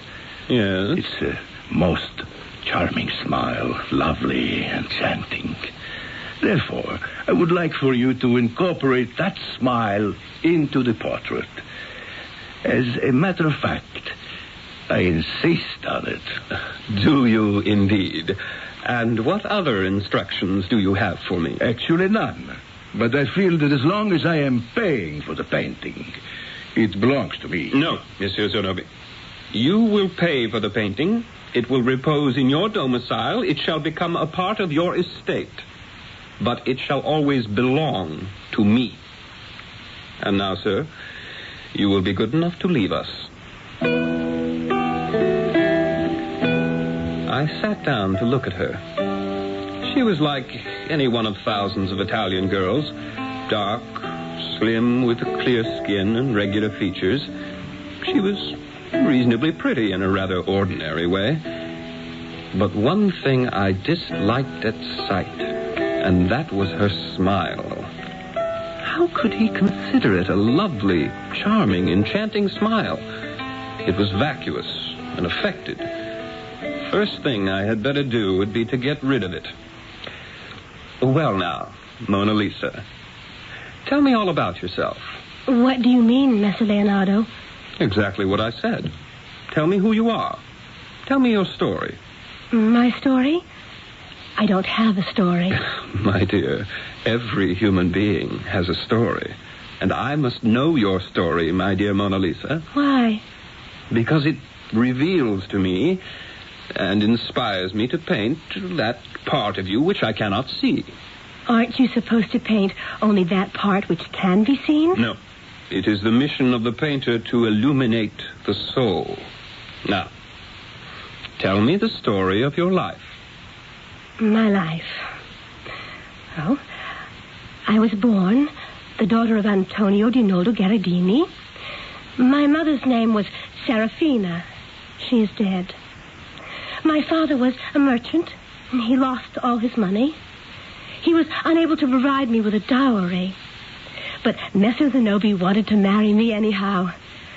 My aunt raised me. She was very strict. We would go to church a great deal. Oh, I had a dog named Beppe, and a cat, Gilda. Yes. That is my story. It's a rather short story. I have had a short life. That smile of yours. Yes? Do you realize you've been smiling since you came here? Have I? You mean you don't know that you're smiling?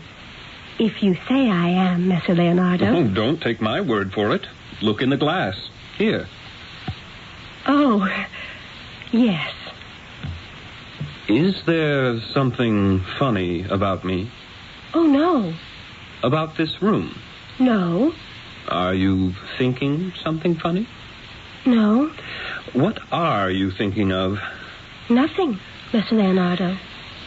Then if you are seeing nothing funny, and you hear nothing funny, and you are thinking nothing funny, why are you smiling?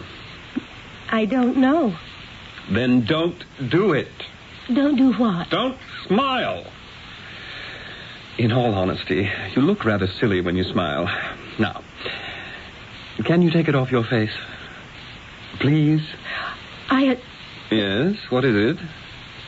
I don't know how. You don't know how to what? Stop smiling.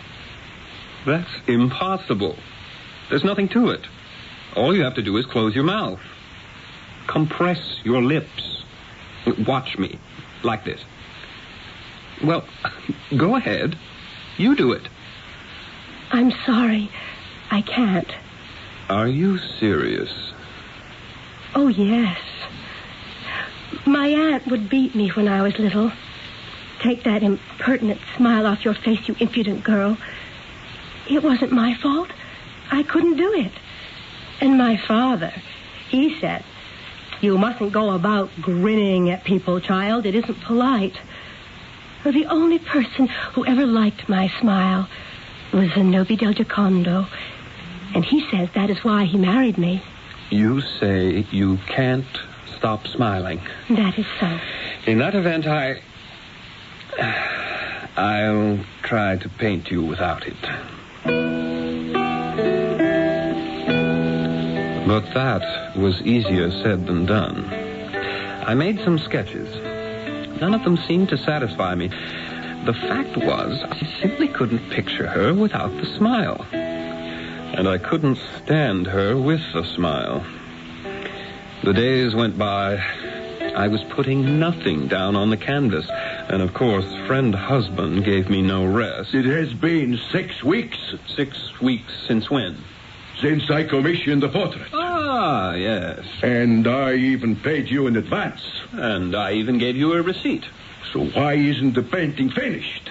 Because I haven't finished it. I understand you haven't even started it. I work on it every day.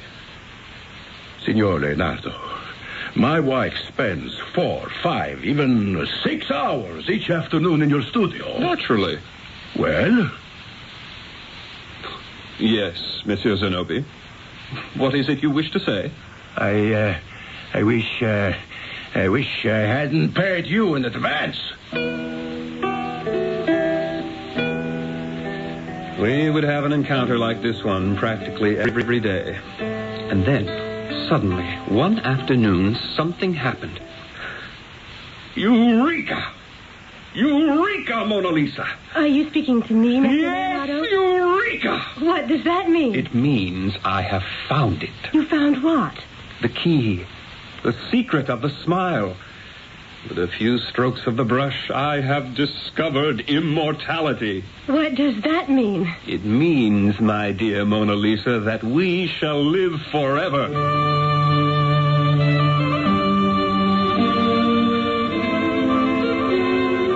We know that they do. Mona Lisa del Giocondo, the model, and Leonardo da Vinci, the artist, will never die as long as art exists in the world. But what we don't know is how Leonardo discovered the secret of the smile. And that, perhaps, is what shall be revealed to us in Act 2 shortly. The kid likes dogs. Hot dogs. Hot dogs. Armor hot dogs. Hot dogs. What kind of kids love Armor hot dogs? Big kids, little kids, kids who climb on rocks. Fat kids, skinny kids. Even kids with chicken pox love hot dogs. Armor hot dogs. The dogs kids love to bite. The dogs kids love to bite. Lots of friends are dropping by. Summer fun's in store. With picnic time and camping time, it's country time for sure. Before you all get thirsty, here's a tip that should be made. Get a drink that tastes like good old-fashioned lemonade. Country time, country time. With lots of hot weather, barbecues, and picnics ahead, get down to your store for plenty of country time lemonade-flavored drinks. Tastes like good old-fashioned lemonade. There's no doubt about it. Many Californians believe some foreign manufacturers are building good cars. But at Lincoln Mercury, we're willing to demonstrate our confidence in our quality with 2 years free scheduled maintenance and 2 years free limited warranty on Lynx, LN7, Capri, Zephyr, and Cougar sedan and wagon. For 2 years or 24,000 miles, whichever comes first, virtually all you'll pay for is gas. Naturally, accidents, abuse, tires, and fluids between maintenance intervals aren't covered. Plus, you'll get an 8% cash bonus off the base vehicle sticker price direct from Lincoln Mercury. With the cash bonus, a base model Lynx would be sticker priced at $880 less than Toyota Tercel Liftback and $2,269 less than Honda Accord. Limit 1 per customer. There really is a lot more going for you at your Southern California Lincoln Mercury dealer. Hurry. Offer ends June 6th.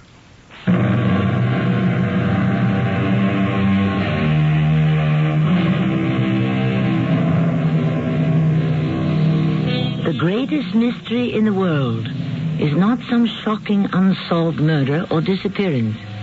It is of all things a smile. A smile on the face of a woman.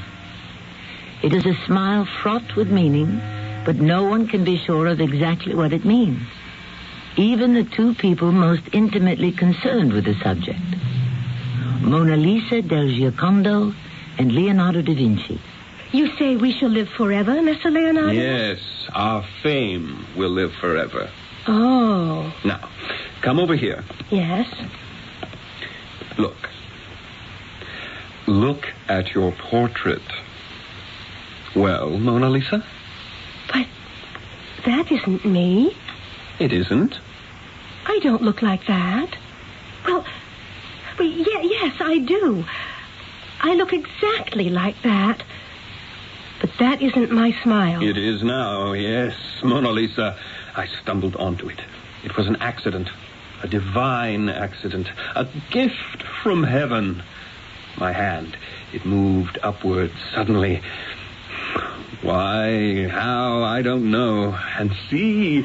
Monsieur Zenobia will not like that. And why won't he like it? I don't know. Do you like it? No. No, I don't think I like it. Why not? I'm afraid. Of what? I can't say. Sit. We have a great deal more to do. That smile, it isn't really me. But it is. It's the way I see you. Yes, it was the way I saw her. Suddenly I wanted to surround her with water and mountainous rocks, as if she were some latter-day Venus who rose from the foam. Signor Leonardo. At your service. But you are not at my service. You keep putting me off. These things take time. Rome was not, as you know, built in a day. But that was a city. This is merely a simple portrait. Merely? The days become weeks, then months. It is now almost a year. Monsieur Zenobia, when one is so deeply committed to a project, one simply loses track of time. Signor Leonardo, I try to be a good fellow, but I do not understand. What are you doing? What was I doing, indeed? And even as I asked the question, I knew the answer. I didn't want to let go of the painting. I didn't want to finish. I was enthralled by that smile, even though I knew there was nothing behind it. Even though I knew I had manufactured it myself. Still, when I looked at it, I believed...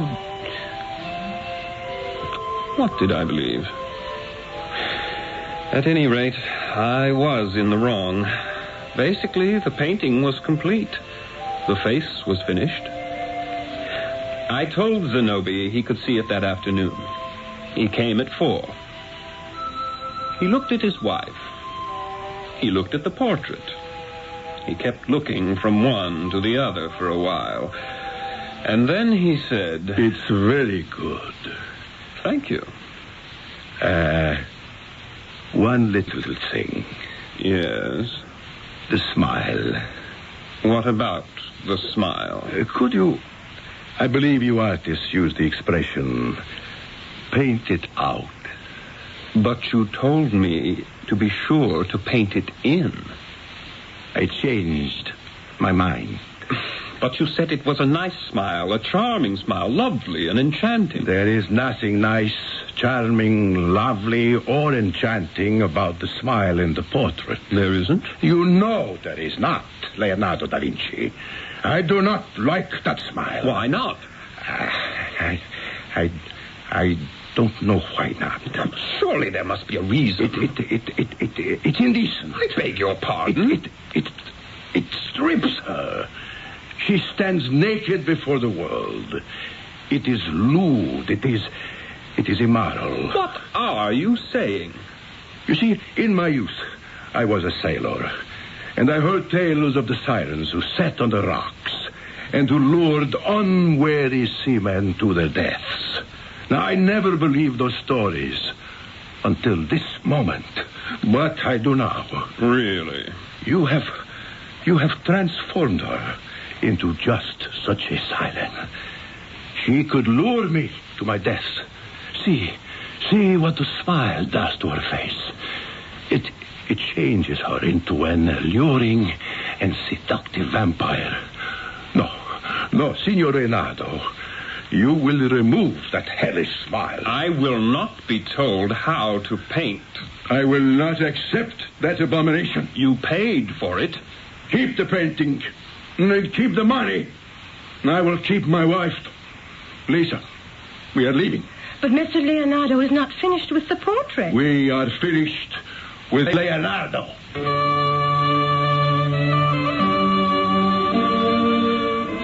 Now, you must understand that many things were happening at this time. There was constant war in Italy. The cities would fight among themselves, and foreign invaders would sweep down from the north to add to the carnage. During the next 4 years, I was rarely in Florence, but my adopted son, Francesco Melzi, would show visitors through my studio. When I returned, finally, all of Florence was talking about the Mona Lisa. And then I had a visitor.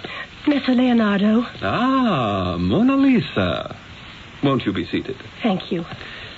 Actually, there is more I can do on the painting. If you will permit me to say so, Mr. Leonardo, you have done too much already. Please, I beg of you. Is there something we can do with that painting? What do you suggest? I would suggest that you destroy it. Destroy it? But why? Why? It's a beautiful painting, isn't it?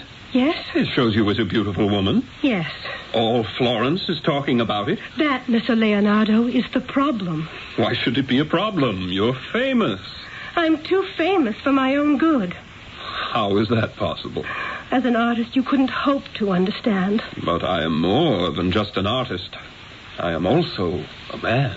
And I am more than just a subject for your paintbrush. I am also a woman. I have always seen you as a woman. Then please, do not destroy my happiness. Mona Lisa, I assure you. Mr. Leonardo, I am the daughter of a threadbare aristocrat. We Gherardinis trace our lineage back to the patrician families of ancient Rome. But what does this have to do with my painting? Be patient with me. I was patient with you. As I was growing up, we lived on pretensions. We lived on hope.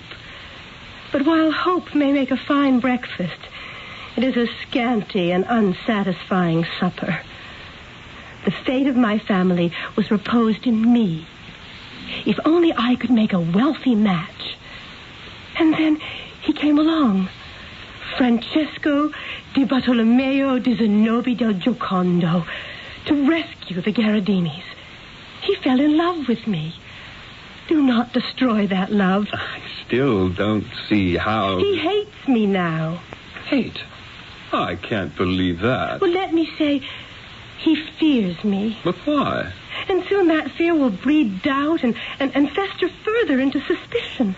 And finally erupt into hatred. It must. I ask again, why? Are you unaware of your powers, Messer Leonardo? You have transformed me into someone else. Into whom? I don't know. It all depends on whom you ask. My husband now. Do you know what happened when we left your studio that day 4 years ago? Well, let me tell you, because that is when it all began. We walked to our home in silence. We sat down to our dinner in silence. We ate in silence. Finally, I said to him, "Why are you angry with me?" I am not angry. I am not angry. Have I displeased you in some way? No. What is the matter with the wine? The wine? Yes, the wine. Taste it. I find it's excellent. It is? Yes. It has a most delicate and subtle flavor. Which is to say that it is too delicate and subtle for a boorish, vulgar, nourish peasant like me. Oh, Zenobi, I never said that. You have said it every day since our marriage. You have said it with that mocking smile. Zenobi, you always loved my smile. How many times have you told me, Carissima, I fell in love with your lovely, charming, enchanting smile. I never saw your smile until this afternoon. Oh, Zenobia, that isn't my smile. It isn't? No, it's Leonardo's. But it's on your face. Because he put it there. And where did he find it? He found it, I suppose he found it in his artist's imagination. Shall I tell you where he found it? Please, Zenobia. He found it in your heart, your spirit, in your soul. Oh, it isn't true. He just placed that smile on my face. Because it belongs there. With his artist's eye, he could divine the truth. What truth? To my face, you presented that sweet, simpering, innocent grin. But when my back was turned to the rest of the world, you demonstrated the truth. Your patrician's contempt for the commoner you were forced to marry. I was not forced. No?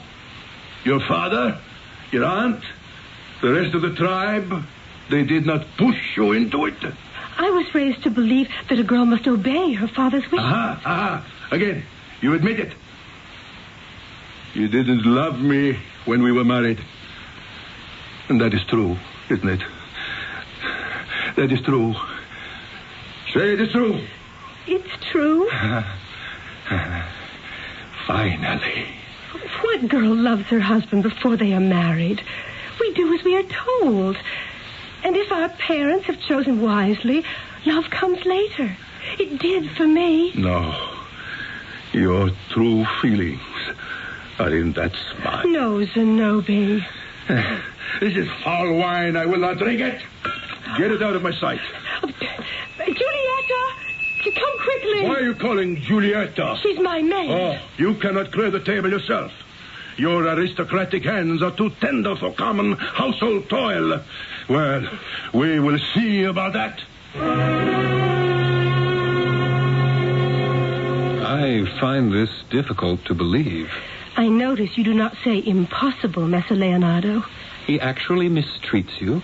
There are times when he behaves as if nothing is wrong between us, and he is kind and loving. And suddenly he will fly into a rage. Last night I was terrified. Why?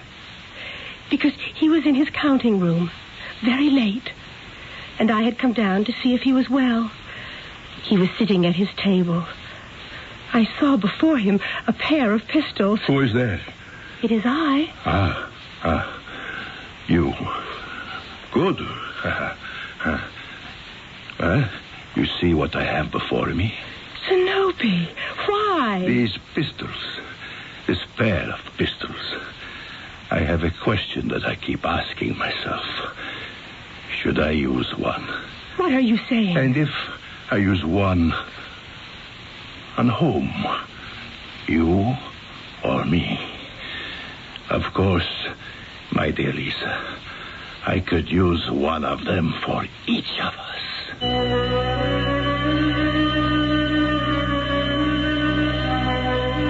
We have a sudden intimation of violence, but we shouldn't be at all surprised. Those were turbulent times, and it was not at all unusual to solve a problem with a bullet, a thrust of a knife, or a dose of poison. What is that you say? How like today? Well, the third act is approaching shortly.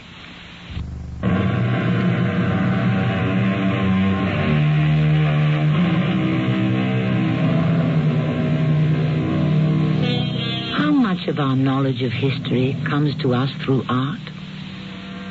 All the great heroes and heroines of the ancient and medieval worlds have been presented to us by the painter and the sculptor, which means that we see them through someone else's eyes.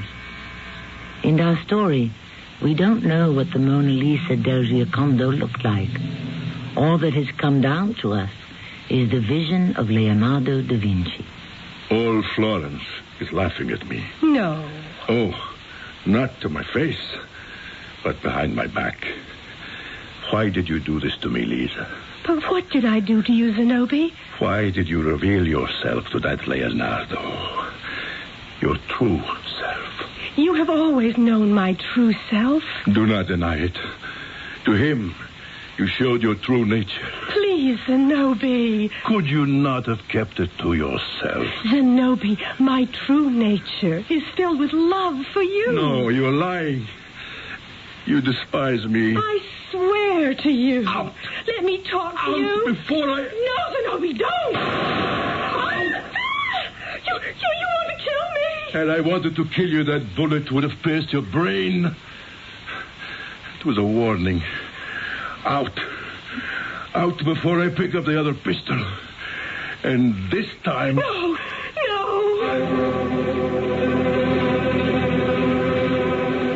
He fired at you? Yes. My poor girl. Well, what's to be done? I was thinking... I know. You've already told me what you were thinking. You want me to destroy the portrait. I will pay you. My good woman, I am not for hire as an assassin. Assassin? What else? Look at this painting. Look at her. Isn't she a living, breathing, vital woman? A work of art to make every other painter tremble and lose heart. And they come up here to see her. She lives. And you want me to kill her. Messer Leonardo, I see your point, and I cannot quarrel with it. Well, perhaps you need not destroy her. Just make sure no one gets to see her. And how am I to do that? You might hide her away. In other words, place her in a prison. Well... That would be even worse than death. But, Messer Leonardo, what is to become of me? How much longer can I go on living this way? You must make peace somehow with your husband. But I try to do that all the time. Each time I succeed in winning back his affection, his sister storms in, and I lose it again. His sister? Mona Caterina. She's always hated me. Why? She hated all of his wives. After his second one died, she believed he was finished with marriage and that her children would inherit his fortune. But then he married me. She has never forgiven me. And all this she sees as a heaven-sent opportunity. Is there nothing that can be done about this woman? Well, she's quite convincing. But perhaps he wants to believe her. Besides, she allows him no peace. Night and day she's in the house. I'm sure she's there now. I even know what she's saying. First, she is remarking on my absence. And where is the Mona Lisa this fine afternoon, brother? Where? In church. A likely story. When she says she goes to church, she goes to church. She never used to go to church so often. Why now? Caterina, be quiet. I have enough agony as it is. She goes there to show herself. She goes there to smile, that infamous smile. The very smile that has made you the laughingstock of Florence. I do not want to hear another word. Do you hear me? Enough. May I ask, Mona Lisa, why do you go to church so often these days? Because I am troubled. In a situation such as yours, truly only he can help you. And he already has. Good. How? He has directed me here. Here? Why? I am here because the thought was placed in my mind. Go to Messer Leonardo da Vinci. He will know how to rescue you. But I am only a humble painter. You may be a painter, Messer Leonardo, but you are far from humble. And how you boast of your talents, engineer, doctor, architect, inventor, the list is almost endless. And all those claims are true. You are the foremost man of the day. If you can't help me, then indeed, I'm lost. I'll try to think of something. Meanwhile, Mona Lisa, go home. I can't go home. Why not? I never know when he will be seized by a fit of drunken rage and kill me. Well, where can you stay? I suppose I shall have to stay here. Here? I have nowhere else to go. Well, you can't stay here. Messer Leonardo, you placed me in this predicament, and you must get me out of it. There was no way I could convince her to leave. What could I do? I couldn't throw her out. And I must admit, there was a certain justice to her claim. I looked at the portrait. This was the cause of all the trouble. Trouble? Why did it have to be trouble? That face, that smile. Why do they have to be the face and the smile of a siren? They could just as easily belong to a saint. Father Giorgio Malfitano had a small chapel just across the Ponte Vecchio on the other side of the Arno. He was an old friend. Yes, my son. I came as quickly as these old bones would allow. Tell me, are you troubled? No, Father. I'm filled with joy. Then why do you wish to see me? Father Giorgio, it is true what the wise men say. When the cup of life is full and brimming with flavor, we never trouble ourselves to say thank you to him from whom all blessings flow. It's only when we are draining the bitter dregs that we beg for his aid. I have decided to reverse that state of affairs. Father, I wish to give thanks now. That is most worthy of you, my son. I have painted this portrait of a woman. What do you think of it? What do I think? I am no authority on art. Now, consider, is there not a glow, a radiance that seems to surround the face? Yes. And the smile. What do you think of the smile? It is a most unusual smile. Do you know what that smile seems to say? It seems to be a most happy smile, Leonardo. And why, Father? Can it be that the woman has suddenly realized the infinite power and goodness of the heavenly forces that guide our destinies? Yes, it could be. I see her face, Father, on the west wall of your chapel. For many years I have wanted to paint a mural. With your permission, of course. A mural? By the great Leonardo, in my humble place of worship. Oh, that would indeed be an honor. Then you approve? My son, of course. She shall be the central figure, surrounded by a happy family, a domestic scene of great but humble contentment.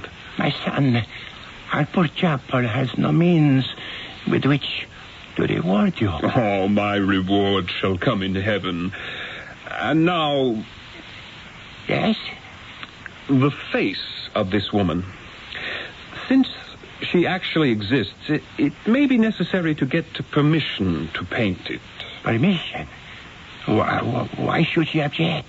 She makes no objection, Father. But the lady has a husband. Husbands have been known to be rather difficult at times when it comes to certain affairs. And so, Father, I was wondering if you could persuade this particular husband to permit his wife to be portrayed on the mural. But why should he object? I'm sure he won't, especially after you explain to him that this face of angelic beauty and purity may bring about the salvation of the entire city of Florence. The good Father Giorgio went to call on Zenobi del Giocondo. And I must tell you that before the sun set that afternoon, the silk merchant burst into my studio. Signor Leonardo, have you heard the news? Father Giorgio wants Lisa to pose for a mural in the chapel. Oh, but of course you would know all about that. Yes.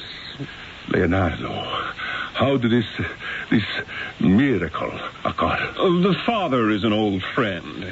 He'd come up to the studio for a visit, and he saw the portrait of Mona Lisa. And he said, "Never, Leonardo, never have I seen a face of such angelic beauty and purity." He looked at the painting, and he said that? Of course. Will you look at the painting? See?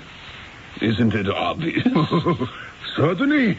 I have always seen it in her face, which is why I married her in the first place. Both Father Giorgio and I agreed further that we have never seen such a holy light illumine the face of any living woman. Yes, yes. Oh, how you have captured it, Leonardo da Vinci.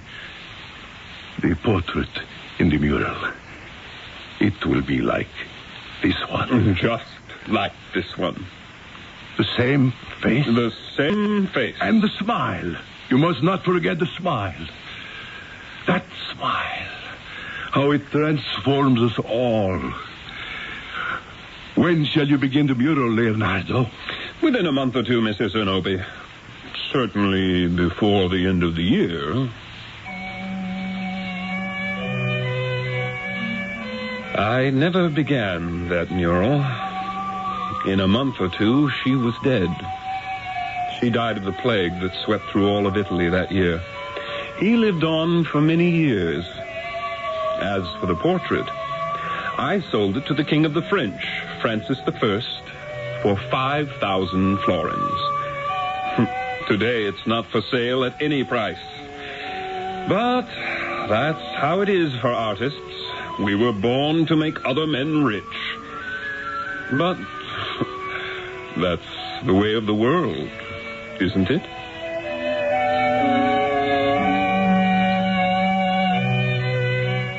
The way of the world. How little some of the basics change. Mona Lisa del Giocondo died of the plague sometime before the year 1500 in the city of Florence. But she lives to this day. Her face is as vital and as vibrant.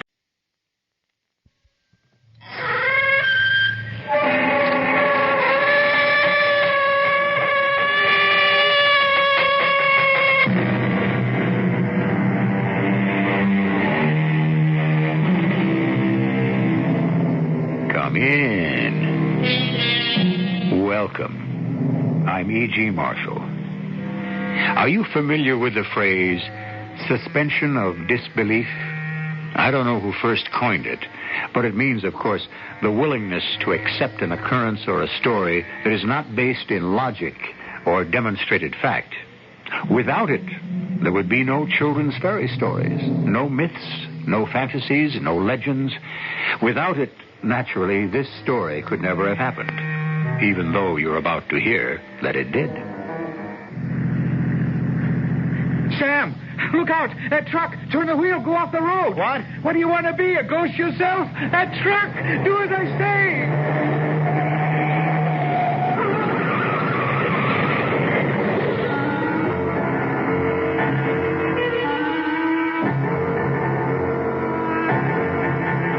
Our mystery drama, The Forgetful Ghost, was written especially for the Mystery Theater by Ian Martin and stars Mandel Kramer. It is sponsored in part by Buick Motor Division. I'll be back shortly.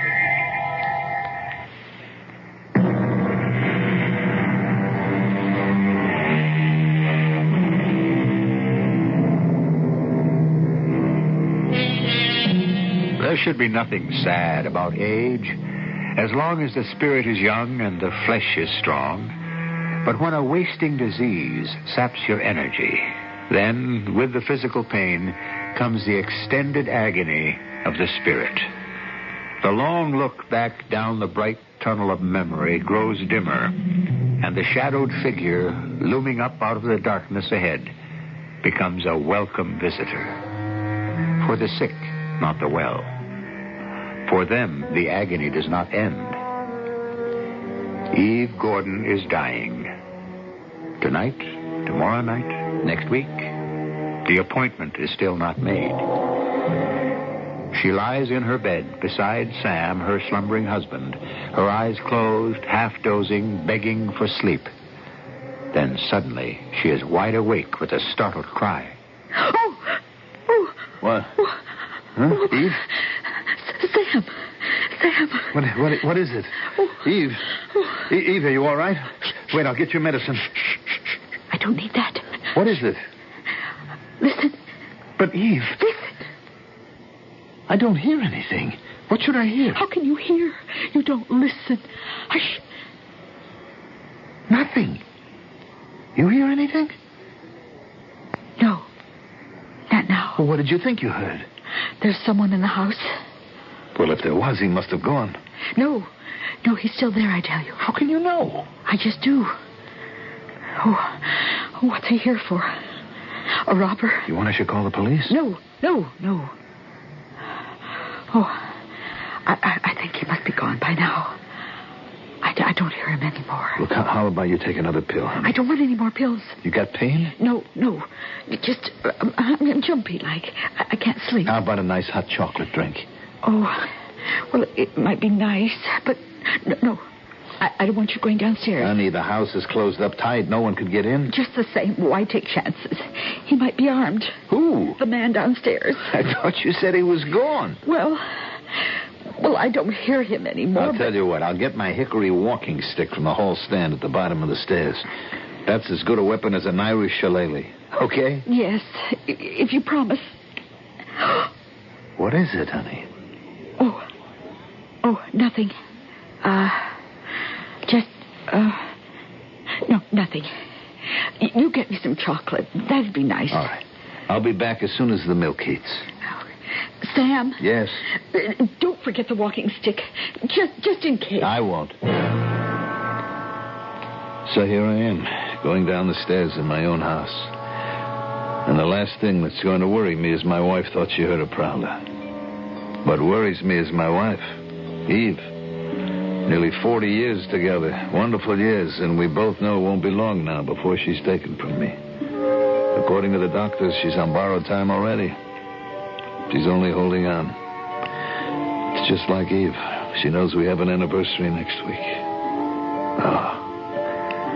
Oh, Lord, what will I do if I have to face it alone?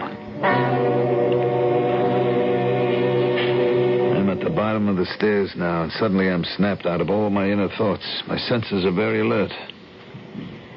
I'm aware that it's very quiet. Very quiet. That hour before dawn, I hear little noises. A whisper of wind outside. The house moving in its sleep. The sound of my own footsteps and my breathing. Did I make a noise? Or was it someone else? Could Eve have been right? Was there someone else in the house? I reach for my walking stick, jarring the other canes and umbrellas in the stand. I think I hear that sound again, like the scurrying of a mouse or a rat. Without turning on the light, I head for the kitchen, the stick raised over my head, and there, as I snap on the light, I see him. A strange, little crumpled-up man with a stark white face, a long, thin nose. No, please.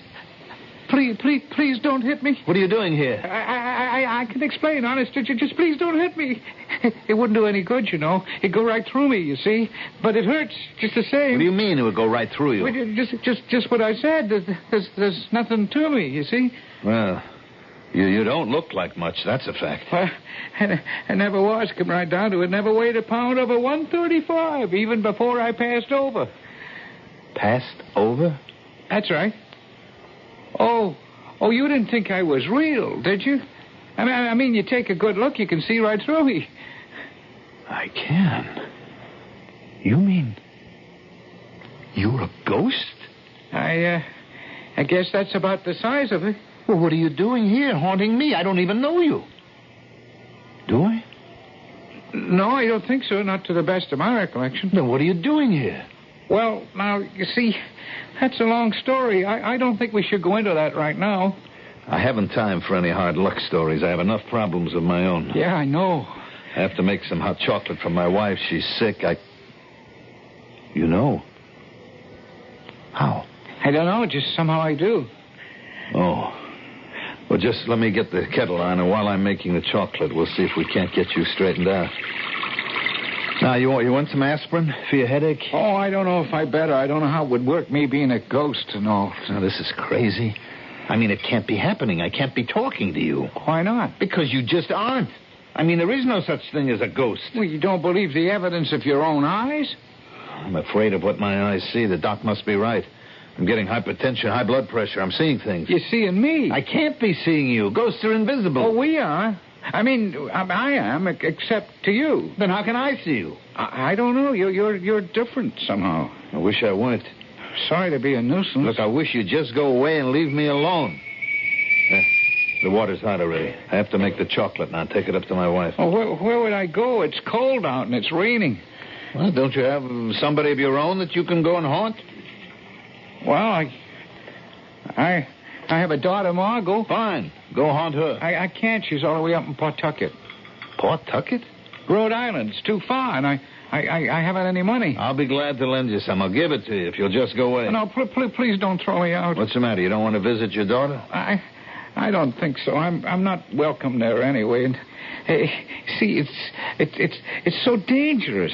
What do you mean dangerous? Sam, are you all right? Now we've disturbed my wife. Yes, Eve, I'm fine. But you've been so long gone. I started to What are worry. you doing out of bed? I've been laying there going out of my mind, and I thought I heard you talking to someone. But there's no one here. What do you mean? There's... Oh, Sam, darling. Oh, what have I done to you with this long illness? What have you done to me? You haven't done anything, sweetheart. Oh, yes, I have. Oh, I've got you talking to yourself. You're on the edge of a nervous breakdown. I'm not any such thing. All right, now, no, shh, baby. Just come up to bed. I was just going to bring you the chocolate. Bring it. And a cup for you. You need it more than I do. But I haven't been talking to myself, Eve. What else? Who else is there here? Well, there's... Forget it, Mr. Gordon. She can't see me or hear me. There's what? What, Sam? Nothing. Nothing, honey. Maybe we should get off to bed. You go first. And you get out of here, Pruitt, or whatever your name is. What's that? I said I'll bring the tray. Please, can't I stay at least till it stops raining? Oh, all right. I'll be down as soon as I can. Have some chocolate while you're waiting. I don't want my chocolate here. I want it upstairs. I'm bringing it, dear. You better go. I'll be back as soon as I can. No hurry. I'm not going anywheres.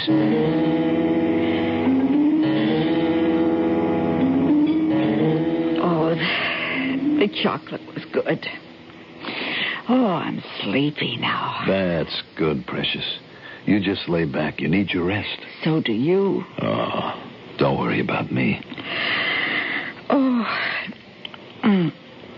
it's been a long time, Sam. A wonderful time. A beautiful time. It's time for me to go. No, don't say that. A burden is all I am. And the strain is too much for you. Eve, you don't understand. I don't know how to explain it, but there is someone down there who... Oh, all right, my darling. That's right, you sleep. How could I explain it anyway? How can I explain it to myself? There is or there isn't. Maybe Eve is right. I'm just crazy.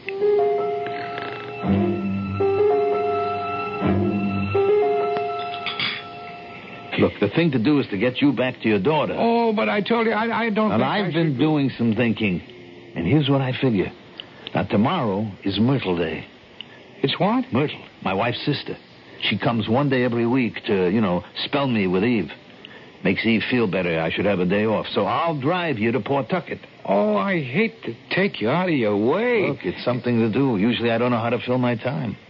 I just stay away to make Eve feel better, to please her. Now, look, you'll be able to travel by car? I mean, that's no problem? Oh, I used to get car sick. But maybe now I wouldn't anymore. Let's hope so. Tomorrow morning, soon as Myrtle gets here, we leave for Pawtucket.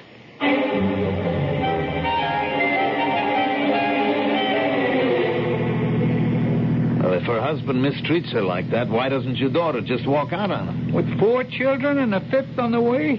What would she live on? What's your husband do for a living? Oh, he's a bartender. When he works. What do they live on now? His father left him the house free and clear as long as he lives in it. If he doesn't, it goes to his sister. That's a rough situation. So how does she get out of it? No way. Without money. Couldn't you go and scare the daylights out of him? Oh, he'd never see me. He doesn't believe in ghosts. Well, can't you shake him up? I mean, as long as you're invisible. You could push him off the curb or trip him or shove him into an open manhole or something. Oh, I couldn't do that. Why not? I'm not allowed. I can only do what I'm told to. So what are we driving all the way to Pawtucket for? Oh, I have to do something while I'm waiting to get back. And I kind of want to help my daughter. You're some kind of a ghost, all right. You're no help to anyone. You're not even a ghost. You're a jinx. Hey, look out, Sam. A truck. Turn the wheel. Go off the road. What? What do you want to be, a ghost yourself? The truck. Do as I say.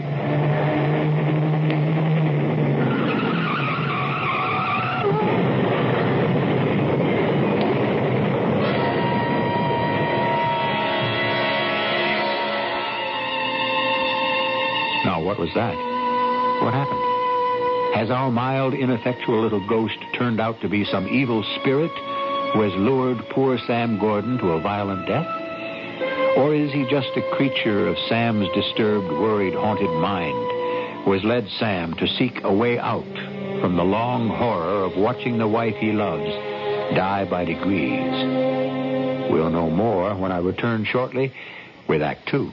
I'm chewing gum again. Big deal? It is to me.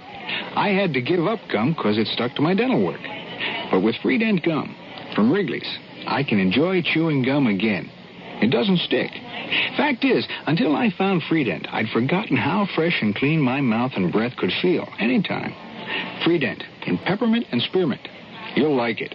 Feel free to chew Freedent. It won't stick to most dental work. Freedent gum. Hi, this is Andy Gibbs for Today's Navy. There's still a lot of adventure left in this world. You just have to know where to find it. Your local Navy recruiter can tell you where. Speak to him today or call toll-free 800-841-8000. That's 800-841-8000. The Navy. It's not just a job, it's an adventure. And you can believe it from Andy Gibbs. I'm E.G. Marshall, host of Mystery Theater. My strength is as the strength of 10 because my heart is pure, goes a poem by Tennyson. However, my good friends, your heart may be as pure as a virgin snow, but if you have high blood pressure, your strength may not even be as the strength of 1. You may feel strong, but that is because high blood pressure has no symptoms. You can't feel it, but it wears at you until it ends, perhaps in a stroke or heart attack. Now, I can't vouch for the purity of your heart, but I can tell you how to keep it healthy. Treat your high blood pressure. The good doctor may give you pills and tell you to take them daily. Do it. Do everything your doctor tells you. After all, he's a man after your own heart. And so are we at Mystery Theater. A message from the National High Blood Pressure Education Program.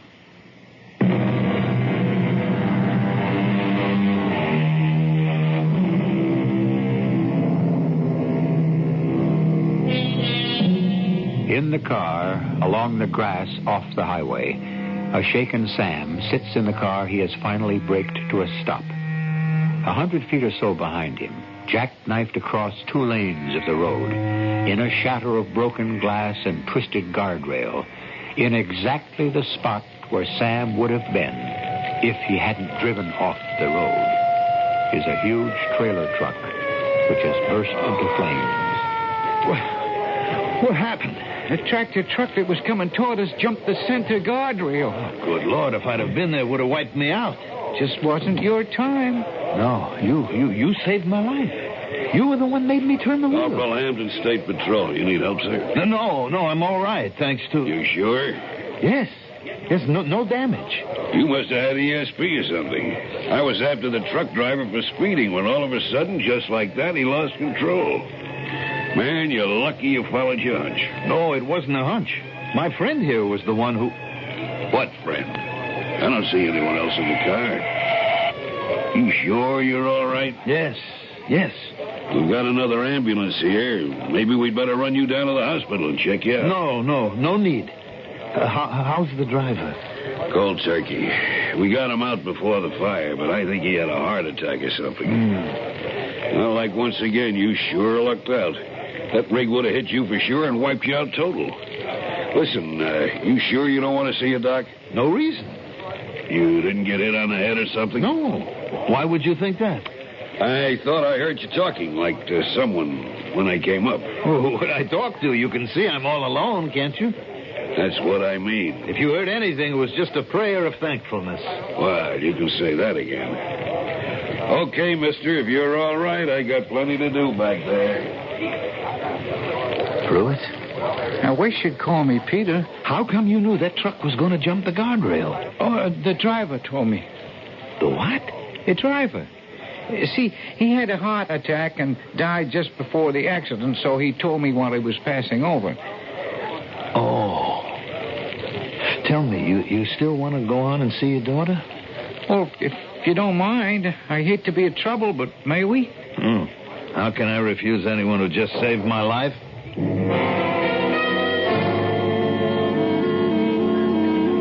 Well, Peter? What's that? We're going to just sit here, watch your daughter and the children playing in the backyard? Oh, what else? Well, don't you want to go and see them and talk to them? What's the use? They couldn't see me. They wouldn't even know I was there. How do you know? Your wife, she couldn't. The cop, he couldn't. All the people who trample me when I'm in a crowd, they can't. Nobody can. Except me? Except you. How come I can see you? I don't know, Sam. But what would I do without you? Thanks. See, the kid on the swing? That's Susan. She has freckles. She's 6. The twins are Patrick and Michael. They're 4 now, I guess. And Melinda's the 8-year-old. Little mother, look at her. She's a lifesaver for Margot. And one more on the way. What are they going to call that one? A boy? I don't know. A girl, I guess. I guess it ought to be Deirdre of the Sorrows. They look like a happy little family to me, playing in the backyard. Sure they are.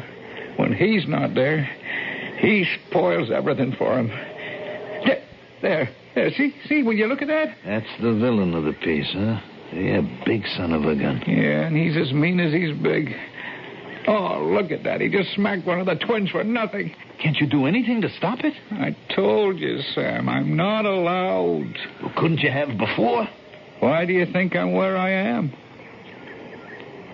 You mean he murdered you? Well, not exactly. What do you mean?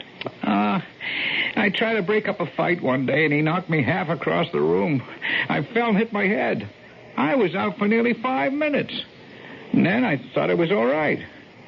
2 weeks later, I had what they call a stroke. It wasn't. It was a blood clot from the time I fell. Didn't you go to the police? I'd passed over before I found out. With no way to get back at him? No. It's very frustrating being a ghost. It can get pretty frustrating just being alive, too, Peter.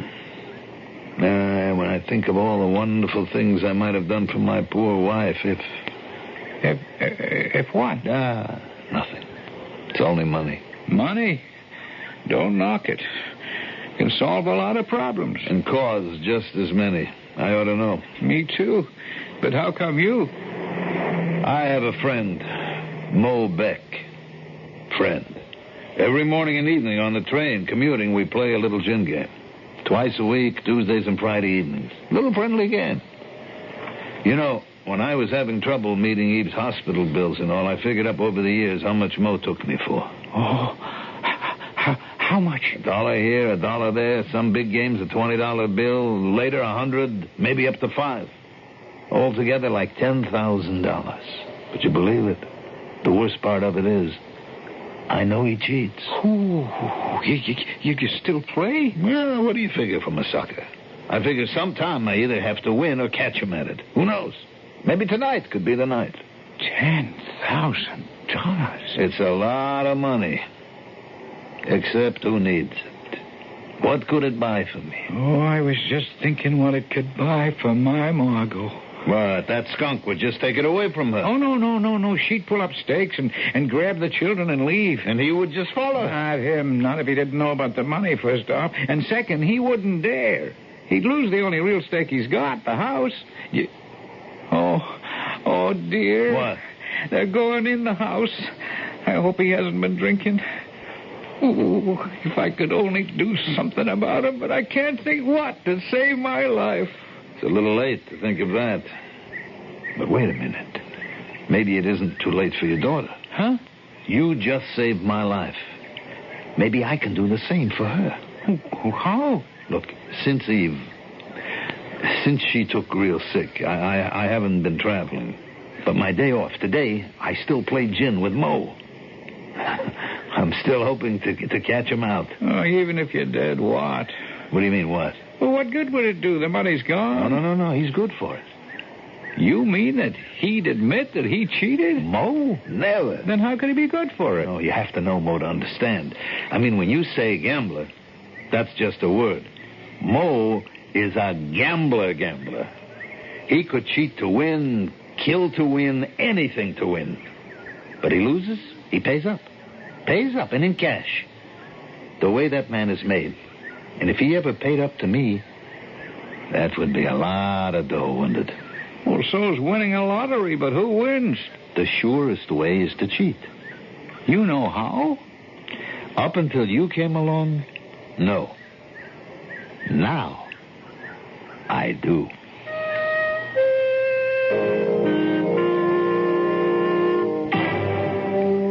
You sure you understand now?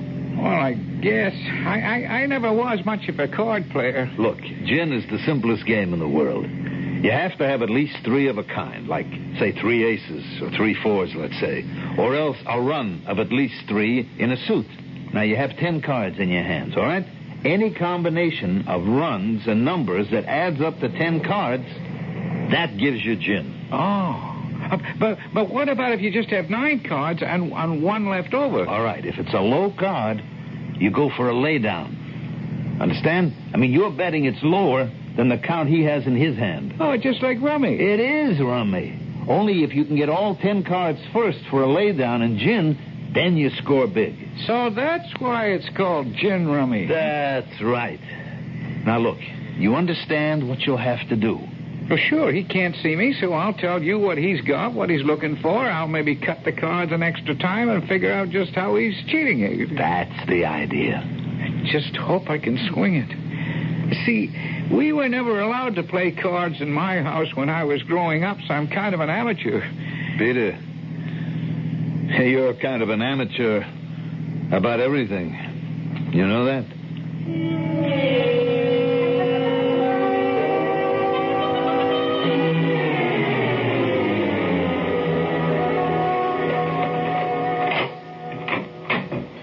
Come on, Peter, cheer up. We're going to get your daughter out of it.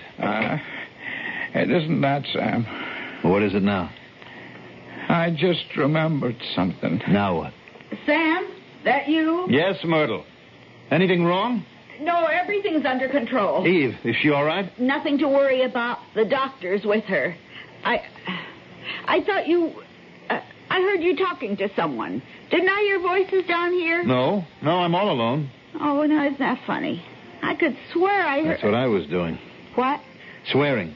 I tripped, coming in the door. Oh. But never mind that. What happened to Eve? Oh, it was one of the bad days, Sam. The pain. I sent for Dr. Maitland. Well, she's not... No. Everything's under control. But she was asking for you. All right, be a good girl. Tell her I'll be right up. Oh, sure. But what are you going to do? I thought maybe she might want some hot chocolate. She likes that. I'll get that for her. What she needs from you is you. If it's me you're worried about, Sam, don't. I wouldn't get in anybody's way. You better not. Just don't go around scaring anyone like last night. Oh, I won't. I'll make myself invisible. Hey, now, you better get on up to your wife. One thing first. What was it you thought you remembered? Huh? Oh, that. Just why I came here. I mean, why I was sent over. Why? Well, Sam, I don't like to tell you, under the circumstances. It wasn't to fetch someone back? Well, something like that. Oh, no, not Eve, please, not my wife. What was it, Eve? I don't know, Sam. Honest. That's all part of what I don't remember.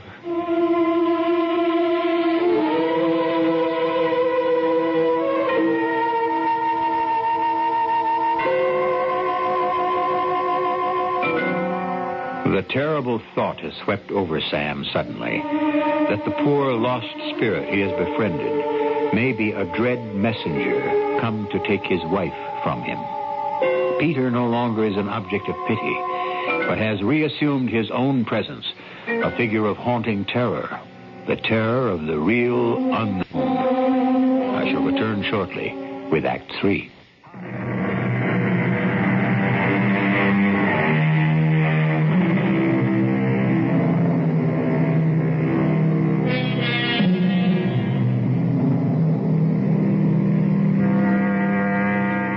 With a haunted and heavy heart, Sam climbs the stairs to his wife's bedroom. But an unexpectedly reassuring report from the doctor and his wife's apparent health have banished any unhappy thoughts from his mind. Temporarily, at any rate. And now he sits by her bed, her hand in his hand, as all true lovers do. With anxious eyes, he traces the face wasted by pain. Her eyes unnaturally bright, but still lit with love, never leave his face, as if memorizing every feature before they dim and fade away. Don't look so worried, Sam. I'm not, darling, not now. Dr. Maitland said I was all right, didn't he? He said you were stronger than ever. You know why? Why? Because I have to live 10 more days. It's our anniversary, remember? The 40th. You don't think I wouldn't be there with you for that? Of course you will. You know what it is, Sam? The 40th? Yes. I've already bought your present. I'll bet I can guess what it is. You want me to give it to you now? Indeed, I do not. Before the anniversary, that's bad luck. I'll wait till the day. And don't you worry, I'll be there. We'll both be there. Oh, I'll bet I can guess what my present is. You know, the 40th is rubies. Yes, I know. A ruby ring. Oh, I always wanted a ruby ring. I'll bet you can't guess what mine is for you, Sam. I bet I can't either. But do you want me... Eve? Oh, thank God, I thought... Now, you're all right. You're all right still. My present. I wonder if you'll be here to give it to me. I wonder if I'll ever find out.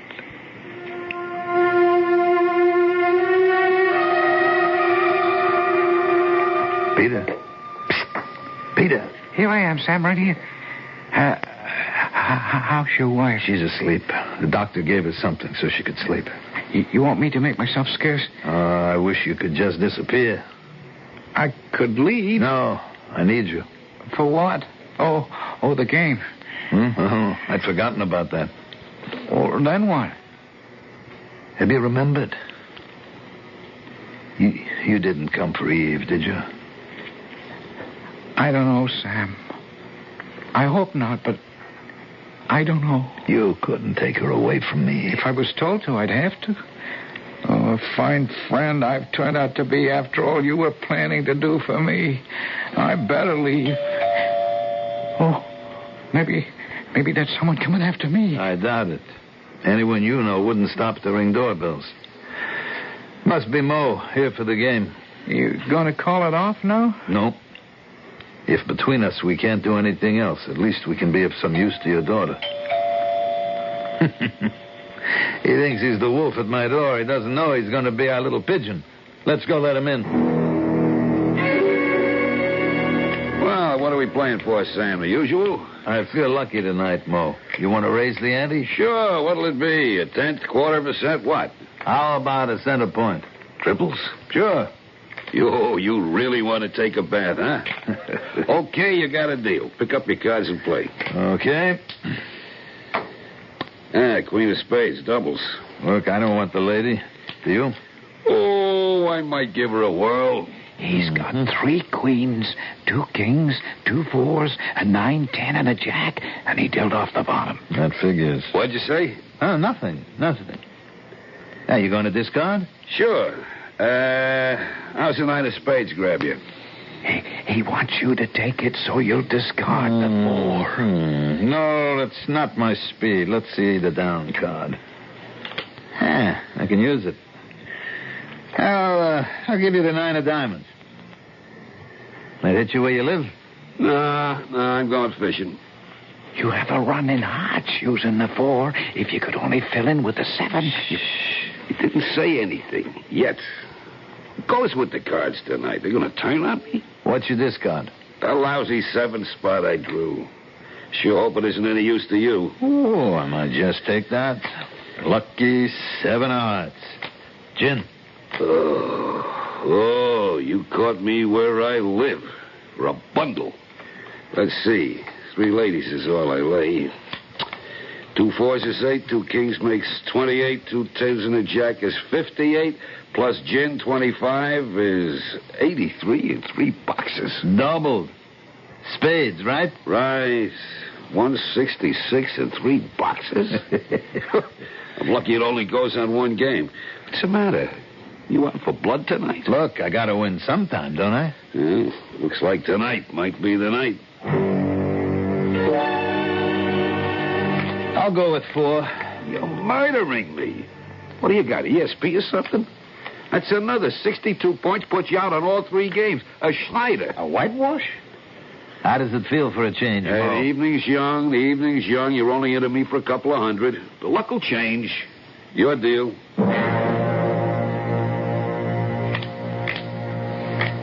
I don't understand. He's still cheating. With your help, he's not getting away with it. What are you, mumbling to yourself? Just tasting the fruits of victory. Well, enjoy him while you can, friend. It can't keep up this way. I'm betting it can. Want to put your money where your mouth is? Why not? Raise the stakes? Sure, name your poison. 5 cents a point. You got it. Fine. Now you don't stand a ghost of a chance. That's what you think, brother. Gin? Again? The name of the game. Well, I don't see how it's possible. That rounds off another board. You know you're 5,200 odd ahead. I still haven't caught up to what you're into me for the last 10 years, Mo. You're not out of the woods yet. But I got to hit the John a moment. Hold everything. I'll be right back. Pete, you're great. It's working like a charm. Yeah, it seems to be, but look, I haven't done anything. What do you mean? You saw he really was cheating, just like I suspected? Now we've been able to cheat him back. We haven't, Sam. I mean, sure, I could see what he was doing, dealing off the bottom, giving himself sometimes as many as 14 cards on the deal, faking them together so you couldn't see that, laying off 2 or 3 at a time, picking up the same way. But I haven't been able to do anything about it. What do you mean? I've been winning, haven't I? Yeah, but not with my help. What? You mean it's all been sheer luck? It has to be. Oh, good Lord. All that money. You know what's the luckiest thing? That I didn't know. I'd have passed out if I'd known. You better quit while you're ahead. It's only 5,000. Only? Like I said, over the years, I've lost twice as much. I wanted to get it all back for your daughter. Sam, it's making me too nervous. 5,000 will be more than enough for it. Just let's settle for that. All right, if you're sure. Watch it. Watch. He's coming back. Okay, let's get on with it. It's my deal. Hey, Mo. Mo, isn't that enough for tonight? With you into me for all that dough, you got to give me a chance to get even. Mo, I'm really tired. Okay. I tell you what we'll do. 1 hand, double or quits. Now, you can't turn me down on that. Look, Mo. What are you going to do? Welsh on an old friend? Come on, Sam. What are you going to throw?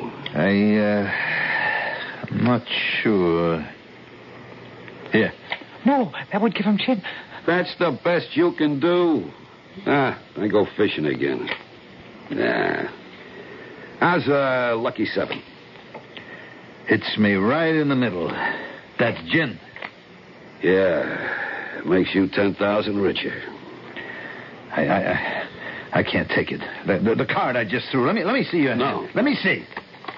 Mo, that was your gin card. Okay. So we're even. No, sir. Mo, listen to me. Sam, I had a little brush with the Dark Angel the other day. A little heart attack. No, listen to me. It was nothing. I'm okay. But it was enough to make me start doing a little adding up. I play cards, for example, and I like to win. but too much. So I cheat. For 10 years I've been taking you. Now, I'm a methodical man, and I keep records. Guess how much I've bilked you out of? Now, about $10,000. Give or take. It's what I owe you. Tonight I'm paying you back here. What is it? Certified cash check. For once, I cheated the right way for the other guy. You got enough sorrow in your life as it is. May this help ease it a little. No, I don't need money. I know. But what else do I have to offer?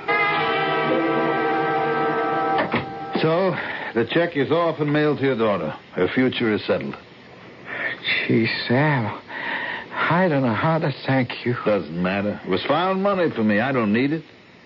Now, what do we do about you? Oh, I wish I could just disappear.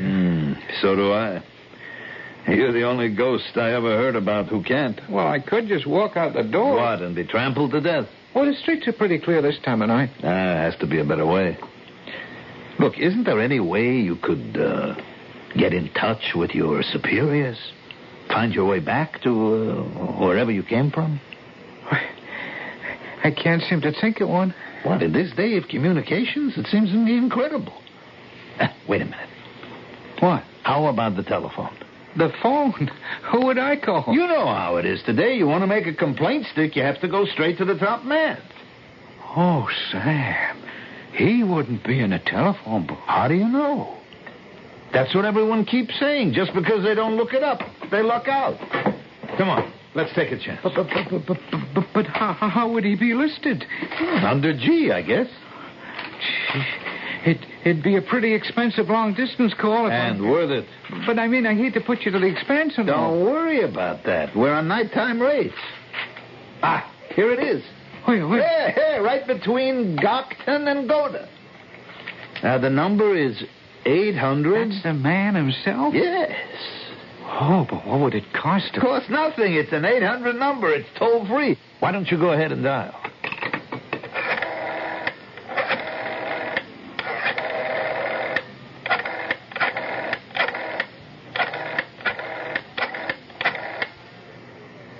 You get through? I don't know. There's no answer yet. Oh. Is this the number I was trying to reach? Oh, yes, sir. I guess it was the number. This is Peter Pruitt. I don't know if you ever... Yes, sir. I know. Even the least of us. Oh, well, you see, sir, I got this crack in the head, and I forgot why we... Oh, yes, sir. I see. I'm sorry I wasn't quite with it, but... Oh, I have to? Oh, but then that's all right. Yeah, thank you, sir. I'm real glad. Well? Well, Sam, I know everything now. You came to take my wife away from me. No. I came to take you away from her. What? That's crazy. I'm healthy. I'm not ready to die. Whoever is. You can't take me away. I got no choice. You don't even know how to get back there. Now I do. And you're going back with me. It's why I was sent. But I can't leave Eve. You can't do that to us. She's been waiting for our anniversary. She's been fighting, holding on, just to be there. Sam, what can I say? You're already 24 hours late. But I'm healthy. I'm well. Sometimes we are taken in the fullness of health. Who's to question God? I do.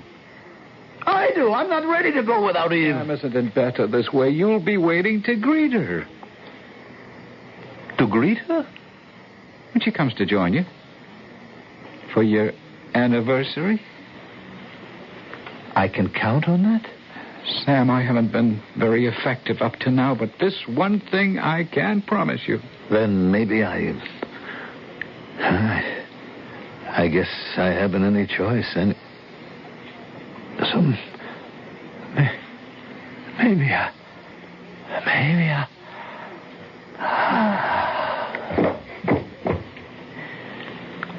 That's the only difficult part, Sam. Now, we're all going home.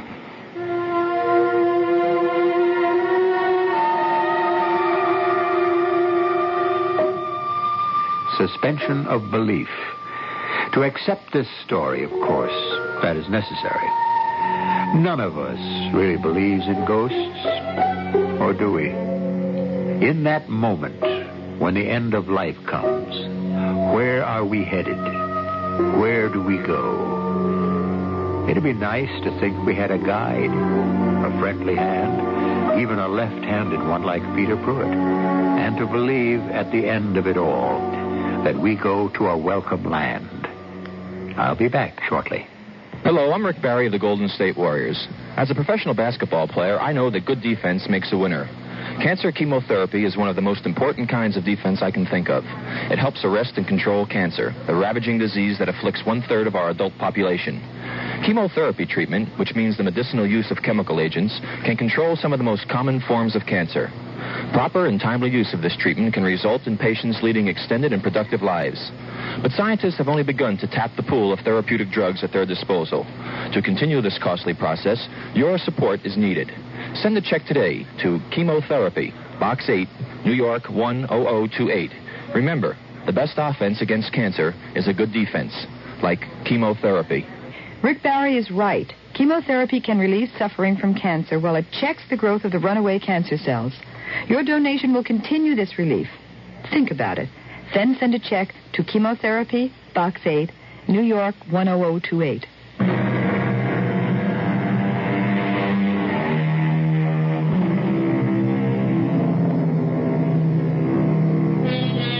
I don't know a better way to end tonight's story than with a quote from Shakespeare. Our revels now are ended. We are such stuff as dreams are made on, and our little life is rounded with a sleep. Can we wish more to Sam and Eve and Peter Pruitt, that forgetful ghost who at last remembered the way home? Our cast included Mandel Kramer, Martha Greenhouse, Ian Martin, and Jackson Beck. The entire production was under the direction of Hyman Brown. And now, a preview of our next tale. Who are you? Where are you? You are looking at me. I am on your desk. What? I am the Rani of Rajputana. A statue? That little statuette? That little copper thing? It's talking to me. It can't be. Why can it not be? Because... You prayed. I heard. But now you must put away the revolver. Carefully. No. It is not my imagination. I am the Rani. The Rani? The queen of the thieves. This is E.G. Marshall inviting you to return to our Mystery Theater for another adventure in the macabre. Until next time, pleasant dreams.